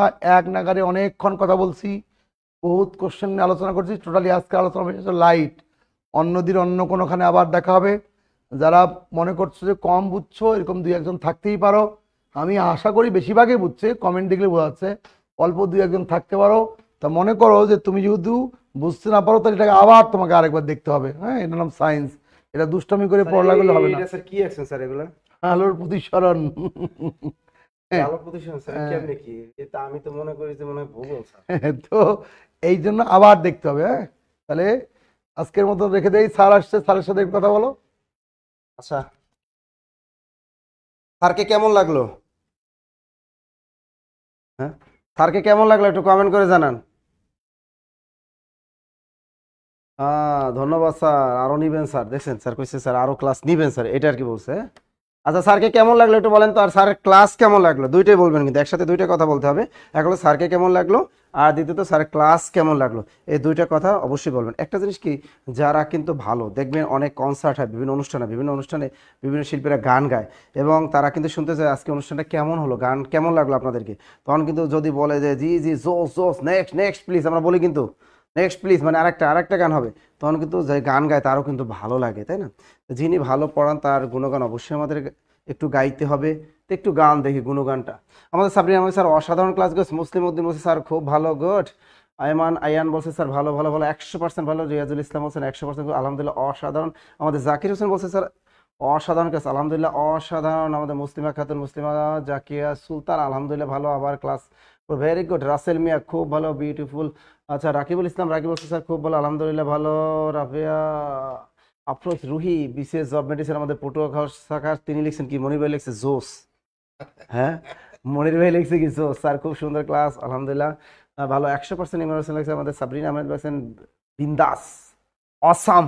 আমিল ইসলাম স্যার অসাম, অসাধারণ ক্লাস। আমি বলে অসাধারণ ক্লাস, গুড, খুব ভালো স্যার। আমাদের মেহেজাবিন সামিরা খুব ভালো, গুড। এই যে দেখেন আপনারা যে বলতেছেন এতে স্যার কিন্তু অনেক ইন্সপায়ার পায় যে না তাহলে আমাদের আরো ক্লাস নিতে হবে, তাই তো। একটু বিজ্ঞানটা খুবই কিন্তু কঠিন একটা বিষয়, যারা আমরা ছোটবেলা থেকে আমরা ওই সায়েন্সে ছিলাম না আর কি, তাদের কাছে বিজ্ঞানটা রিয়েলি কঠিন লাগে। আর যারা বিশেষ পরীক্ষা দিই তাদের কিন্তু প্রিলি এবং রিটেন উভয় কিন্তু একটা কঠিন বিষয়। অনেকে তো বিজ্ঞান রিটেন পরীক্ষা গায়ে জ্বর এসে যায় পরীক্ষা দিতে গেলে, এবং এই রিটেনে কম নম্বর পাওয়ার কারণে তারা কিন্তু ভালো সাবজেক্টগুলো প্রশাসন পুলিশ ক্যাডারগুলো পাচ্ছে না, মূলত বিজ্ঞান একটু কট খেয়ে যায় এই কারণে। ঠিক আছে, এই জন্য বললাম যে বিজ্ঞানটা খুবই বেসিক থেকে শেখা দরকার আমাদের। বেসিক যদি থাকে ধারণা, আপনি যে কোনো পরীক্ষায় যেভাবে পরীক্ষায় মানে যেভাবে ঘুরিয়ে আসুক না কেন আপনি কিন্তু পারবেন, তাই না? আচ্ছা জেন্টেলম্যান সাকিবুল ইসলাম, আচ্ছা তিনি একটা স্যার খুব ভালো, গুড গুড গুড। যাই হোক আপনারা নিয়মিত আমাদের সাথে থাকবেন। জব মেডিসিন সবসময় চেষ্টা করে সবসময় বেস্ট ক্লাস দেওয়ার জন্য, তাই না? এই যে দেখেন আমি বাংলা ক্লাসটা টোটালটা আমি নিচ্ছি, আমাদের মমিনুল স্যার ম্যাথ নিচ্ছেন, সাথে সাথে ইমন স্যার ম্যাথ নিচ্ছেন, আমাদের তৌহিদ স্যার ম্যাথ নিচ্ছেন, ঠিক আছে। এই যে দেখেন জুয়েল স্যার ম্যাথ নিচ্ছেন, ম্যাথের কিন্তু আমাদের অনেক ভালো ভালো টিচাররা কিন্তু আপনাদের ক্লাস নিচ্ছে। ইংরেজিতে দেখেন আমাদের সাদু স্যার ক্লাস নিচ্ছেন, ইমন স্যার ক্লাস নিচ্ছেন, গোলাম মোস্তফা স্যার ক্লাস নিচ্ছেন, আমাদের হাবিব স্যার ক্লাস নিচ্ছেন ইংরেজি। প্রত্যেকের ক্লাসগুলোই কিন্তু অসাধারণ লাগতেছে, তাই না? আমাদের জিকে ক্লাসগুলো দেখেন, আমাদের যে জিকে ক্লাসগুলো আমাদের সবুজ স্যার ক্লাস নিচ্ছেন, আমাদের সোহেল স্যার নিচ্ছেন, আমাদের ইকরাম স্যার নিচ্ছেন, আমাদের পাশা স্যার নিচ্ছেন, আব্দুল হাই স্যার নিচ্ছেন।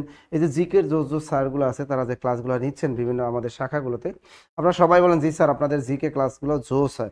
ইনশাল্লাহ আপনাদেরকে আমরা যাতে বেটার সার্ভিস দিতে পারি সবসময়, এটাই সবসময় চাই। তা জব বেড়েছেন তা তো উফ, চমৎকার একটা কমেন্ট করছে আবু বকর বলছে স্যার সাবরিনা ইসলাম আমাদের সায়েন্সের হিরো, আপনি স্যার সায়েন্সের হিরো। আচ্ছা আচ্ছা, কাজী ইসলাম মরিচিক আলহামদুলিল্লাহ ভালো খাবার, গুড গুড আলহামদুলিল্লাহ ভালো। অনেকে স্যার আপনার আসলে সবাই বলতেছে ভালো, সবাই বলতেছে ভালো, তা সবাই যদি ভালো বলে তাহলে অবশ্যই আমাদেরও ভালো বলতে হবে, তাই না? অবশ্যই গুড। আমি প্রথম করেছি স্যার ভালো লাগছে, মিনা হলদার বলছে আলামিন হোসেন বলছে ওকে, আচ্ছা গুড। যাই হোক স্যার পাশা স্যারকে মিস করছি, ওনারা হ্যাঁ পাশা স্যারের সাথে আজকে কথা বলেছেন, তিনি আজকে আমাদের দিনাজপুর শাখায় না যেন কোন শাখায় উনি ক্লাস নিয়েছেন, ক্লাস নিয়ে উনি এখন কুষ্টিয়া যাচ্ছেন। ইনশাল্লাহ উনি 2 দিন পরে আমাদের ঢাকাতে আসবেন, তখন ইনশাল্লাহ পাশা স্যারের অবশ্যই অবশ্যই আমরা ক্লাস আপনাদেরকে উপহার দিব, জমজমাট ক্লাস কিন্তু পাশা স্যার উপহার দিবে, গানের তালে তালে হবে, ওকে। স্যার আমরা ক্লাস সবাই পাশা স্যারের ক্লাস আই, ও সে সমস্যা নেই, পাশা স্যারকে পাশে পাবেন কন্ডিশনে, ওকে সমস্যা নেই। হ্যাঁ বাবা তোমার দরবারে সব পাগলা খুব ভালো হয়েছে, গুড। আচ্ছা খাবার স্যার আচ্ছা যাই হোক সবাই বলছেন পাশা স্যার ক্লাস, অবশ্যই স্যার বাংলাদেশ বিষয়বলির স্যার চেঞ্জ করে দিলে ভালো হয়, বাংলাদেশ বিষয়বলির স্যার, বাংলাদেশ বিষয়বলির স্যার তার জব মেডিসিনের তথা সারা বাংলাদেশ শ্রেষ্ঠ স্যার, জব মেডিসিনের তথা সারা বাংলাদেশ শ্রেষ্ঠ স্যার সাদাত, না আমাদের স্টুডেন্ট না পাম দেবে না আমাদের স্যার, আমি তো নতুন ইমরান স্যার রায়হান কবি স্যার নাজির স্যার বিয়ে করবে কবে, আর পাত্রী দেও না বিয়ে করুন কবে। আচ্ছা যাই হোক ক্লাসটা সবাই অনেক মানে উপভোগ করছেন, এর জন্য অসংখ্য ধন্যবাদ। আমাদের জব মেডিসিনের প্রত্যেকটা ক্লাসই অসাধারণ হয়, ঠিক আছে, পেইড বেজের ক্লাসগুলো।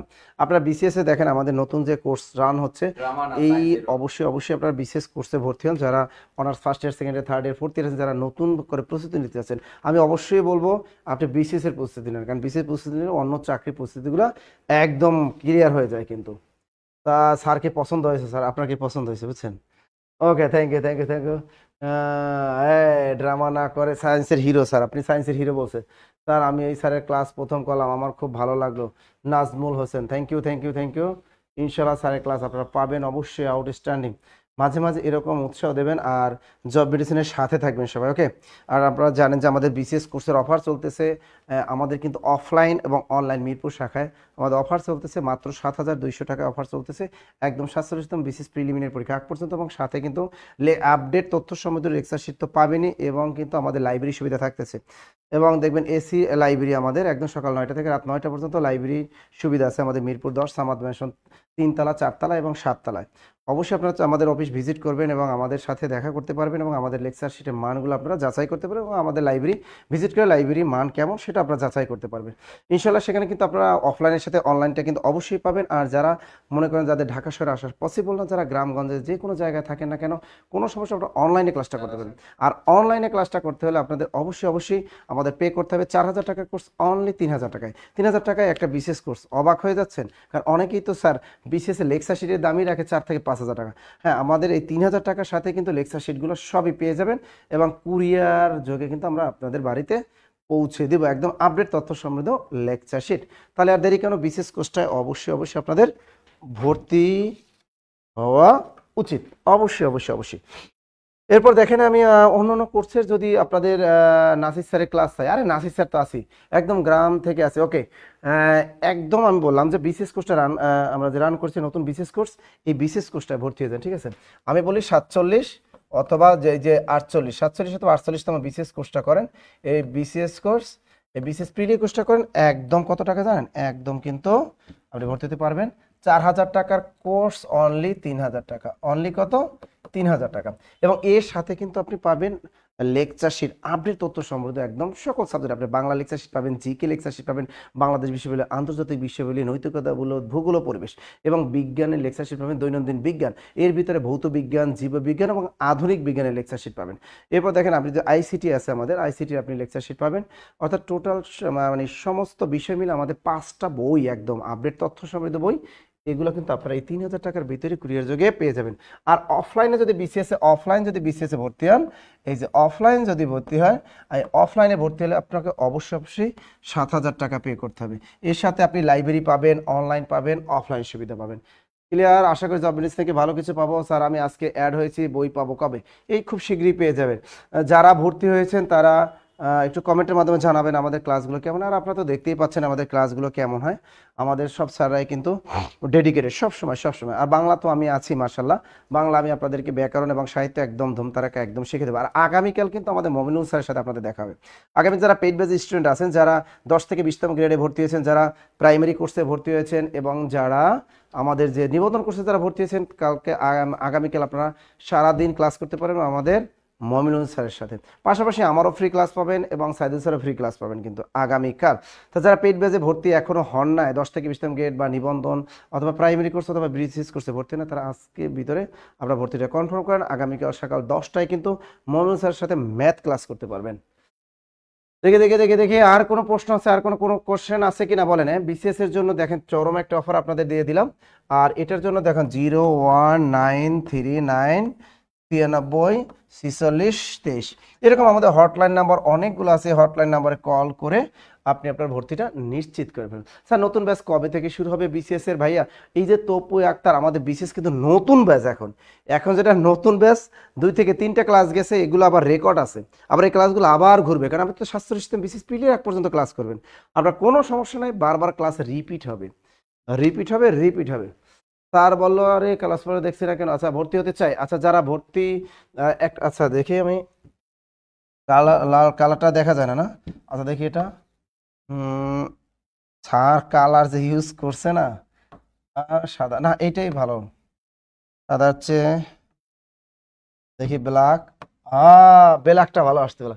নিবন্ধন তো পারি না, বিসিএস কেমনি দেবো? আচ্ছা নিবন্ধনই তো পারি না। আচ্ছা যদি আপনি মনে করেন বিসিএস আপনার যারা হবে না, তাহলে আপনি নিবন্ধন কোর্সে ভর্তি হয়ে যান, একদম নিবন্ধন কোর্সে ভর্তি হয়ে যান। আর নিবন্ধনের কোর্স ফি কিন্তু অফলাইনে 4000 টাকা, আর অনলাইন কোর্স ফি কিন্তু মাত্র 1550 টাকা। ঠিক আছে না?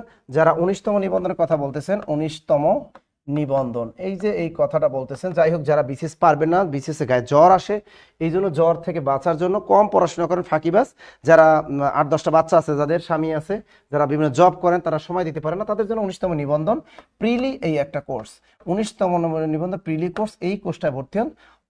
এটা হলো আমাদের যদি অফলাইনে ভর্তি হন, আপনি অফলাইন আপনি যদি ভর্তি হন, এই 4 মাসের কোর্স মাত্র 4000 টাকা, 4 মাসের কোর্স 4000 টাকা। এটা অফলাইন প্লাস অনলাইন, আর শুধু যদি আপনি অনলাইন করেন, শুধু অনলাইনে আপনি যদি ভর্তি হতে পারবেন অনলি 1500 টাকা। কত টাকা? 1500 টাকা। ক্লিয়ার? স্যার আমি ভর্তি হয়েছি, হাইলাইটস পাইনি, দিশার জাতি, আপনি অফিসে যোগাযোগ করে হাইলাইটস পেয়ে যাবেন। স্যার হলুদ কালার আমার বউয়ের পছন্দ। ওকে, তুমি বিয়ে করে ফেলছো? আচ্ছা আর আছেন কে? আর কে আছেন দ্রুত বলেন। আর আপনি যদি মনে করেন আপনি প্রাইমারি কোনো কোর্সে ভর্তি হবেন, প্রাইমারিও সেম জিনিস, কিন্তু প্রাইমারিতে কিন্তু অফলাইন কোর্স পেয়ে আমাদের মাত্র 4000 টাকা, আর সাথে কিন্তু 4টা বই আপনি কিন্তু পেয়ে যাচ্ছেন একদম কুরিয়ারে। এর জন্য বইয়ের জন্য আলাদা কোনো টাকা পয়সা দিতে হয় না, এটা সবসময় মাথায় রাখবেন। আমাদের কিন্তু লেকচার শিট বা বইয়ের জন্য কোনো ধরনের আলাদা টাকা পয়সা দিতে হয় না, একবার এই টাকা, এরপর আপনাদের কাছ থেকে কোনো ধরনের টাকা পয়সা নিতে হবে না। আর আপনি প্রাইমারি ভর্তি হলে হচ্ছে কিন্তু 4000 টাকা, অফলাইন প্লাস অনলাইন। আর শুধু অনলাইন যদি করতে হয়, বাংলাদেশের যে কোনো প্রান্ত থেকে করতে পারেন মাত্র 1500 টাকায়, এবং সাথে কিন্তু 4টা বই পাবেন। এরকম যদি 10 থেকে 20তম গ্রেডে যদি আপনারা ভর্তি হতে চান, তাহলে কিন্তু আপনারা কিন্তু অনেক চমৎকার একটা সুযোগ, 4টা বই সহ আপনি পেয়ে যাবেন মাত্র অনলাইন 1500 টাকা। আর অফলাইনে যদি আসতে চান অবশ্যই আপনাকে 4000 টাকা আমাদের পে করতে হবে। ওকে স্যার, আমি তো 19তম নিবন্ধন ভর্তি হলাম, তাহলে আমার জন্য এই ক্লাস ভাই 19তম আপনি করেন, কোনো সমস্যা নেই ভাই, সব একই জিনিস। আর কোনো প্রশ্ন যদি ভর্তি সংক্রান্ত আপনাদের কোনো ধরনের প্রশ্ন আমার কাছে থাকে তাহলে অবশ্যই আমার কাছে কমেন্টের মাধ্যমে একটু বলতে পারেন। ওকে, দেখে দেখে কে কে আছেন স্যার প্রিপারেশন নিব, একজনে কমেন্ট করছেন, কমেন্টটা চলে গেছে। আচ্ছা, আরও কোনো জনে প্রশ্ন থেকে থাকে আমাদেরকে বলতে পারেন। আর অবশ্যই আমাদের ভর্তি সংক্রান্ত ওই সকল তথ্য দেখেন 0901519501 এই যে নম্বরগুলো দেওয়া আছে এগুলো কল করবেন। স্যার হাইলাইটস পায় নাই, কেন পাও নাই তুমি? ভাই হাইলাইটস পাইতে হলে ঠিকানা দিতে হয়, তোমরা ঠিকানা দাও না। এই যে এইখানে এসে যখন লাইভ ক্লাসে তখন বলেন স্যার হাইলাইটস পাই না, সারাদিন করেন কি বাসায় বসে? ওই পাগলা বাবার মাজারে যাইয়া কি করেন? পাগলা বাবার মাজারে যান আপনারা, ভর্তি হন, আপনারা ফোন দিতে পারেন একটা অফিসে, অফিসিয়াল নাম্বার 47 নাম্বার একটা হাইলাইটস নাম্বার আছে, সেখানে নাম দিতে হয়, ঠিকানা দিতে হয়, ফোন নাম্বার দিতে হয়, তাহলে না বই পায়। প্রতিদিন হাজার হাজার হাইলাইটস আমাদের যাচ্ছে, এগুলো কারা পায়? ভারতে, ইন্ডিয়া, কলকাতা যায়, ইলিশ মাছ পাচার হয়, আমাদের হাইলাইটসগুলো কি কলকাতায় পাচার হয়ে যাচ্ছে বলেন? একটা কল দিতে আপনাদের এত টাকা খরচ হয়ে যায়। স্যার গণিতে অনেক উইক স্যার, আজকে মাথায় কিছু ঢোকে না। না, গণিতের জন্য আমাদের যে মমিনুল স্যার আগামীকাল কিন্তু যারা পেইড বেজ স্টুডেন্ট আছেন, আগামীকাল মমিনুল স্যারের সাথে আপনাদের ক্লাস হবে, লসাগু গসাগু ক্লাস হবে আগামীকাল মমিনুল স্যারের সাথে। আপনারা যারা পেইড বেজে ভর্তি আছেন কোনো টেনশন নাই, ম্যাথ নিয়ে কোনো টেনশন নেই। হ্যাঁ, কাল সকাল কয়টা ক্লাস? কাল সকাল 10টায় ক্লাস আছে, কাল সকাল 10টায় ক্লাস আছে, সকাল 11টায় ক্লাস আছে, বিকেল 3টে আছে, বিকেল 5টা আছে, সন্ধ্যা 7টা আছে, রাত 9টায় এবং রাত 10টায় ক্লাস আছে আগামীকাল। ওকে, যাই হোক, এতক্ষণ যারা আমাদের সাথে ছিলেন সবাইকে অসংখ্য অসংখ্য ধন্যবাদ। আবার সবাইকে বলে দিচ্ছি আমাদের ফোন নাম্বারগুলো দেয়া আছে, একটু দেখ। স্যার আমি প্রাইমারি নিবন্ধন একটা করলে হবে? স্যার আপনি প্রাইমারি নিবন্ধন একটা করলে হবে না, যদি প্রাইমারি করেন তাহলে আপনার নিবন্ধন কাভার হয়ে যাবে, কিন্তু নিবন্ধনে ভর্তি হলে আপনার প্রাইমারি কাভার হবে না। আমি বলেই দিয়েছি আপনাকে অবশ্যই প্রাইমারি করেন, যদি প্রাইমারি কোর্সটা যদি ভালো করে করেন তাহলে নিবন্ধন করার কোনো দরকার নেই। আর যদি নিবন্ধন করেন অবশ্যই প্রাইমারিটা করতে হবে। এজন্য আমি বুদ্ধি দিই প্রাইমারি করেন, নিবন্ধন করা লাগবে না। ওকে ওকে ওকে স্যার, সব ক্লাস কি সবার জন্য? সব ক্লাস কি সবার জন্য? আপনি যদি ভর্তি হতে না আপনার জন্য। স্যার আমি কিন্তু সাইদুল স্যারের fan, Nazmul Sakib, thank you ভাইয়া, থ্যাংক ইউ ভাইয়া, সাইদুল স্যারের fan, thank you thank you. আর কেউ আছেন?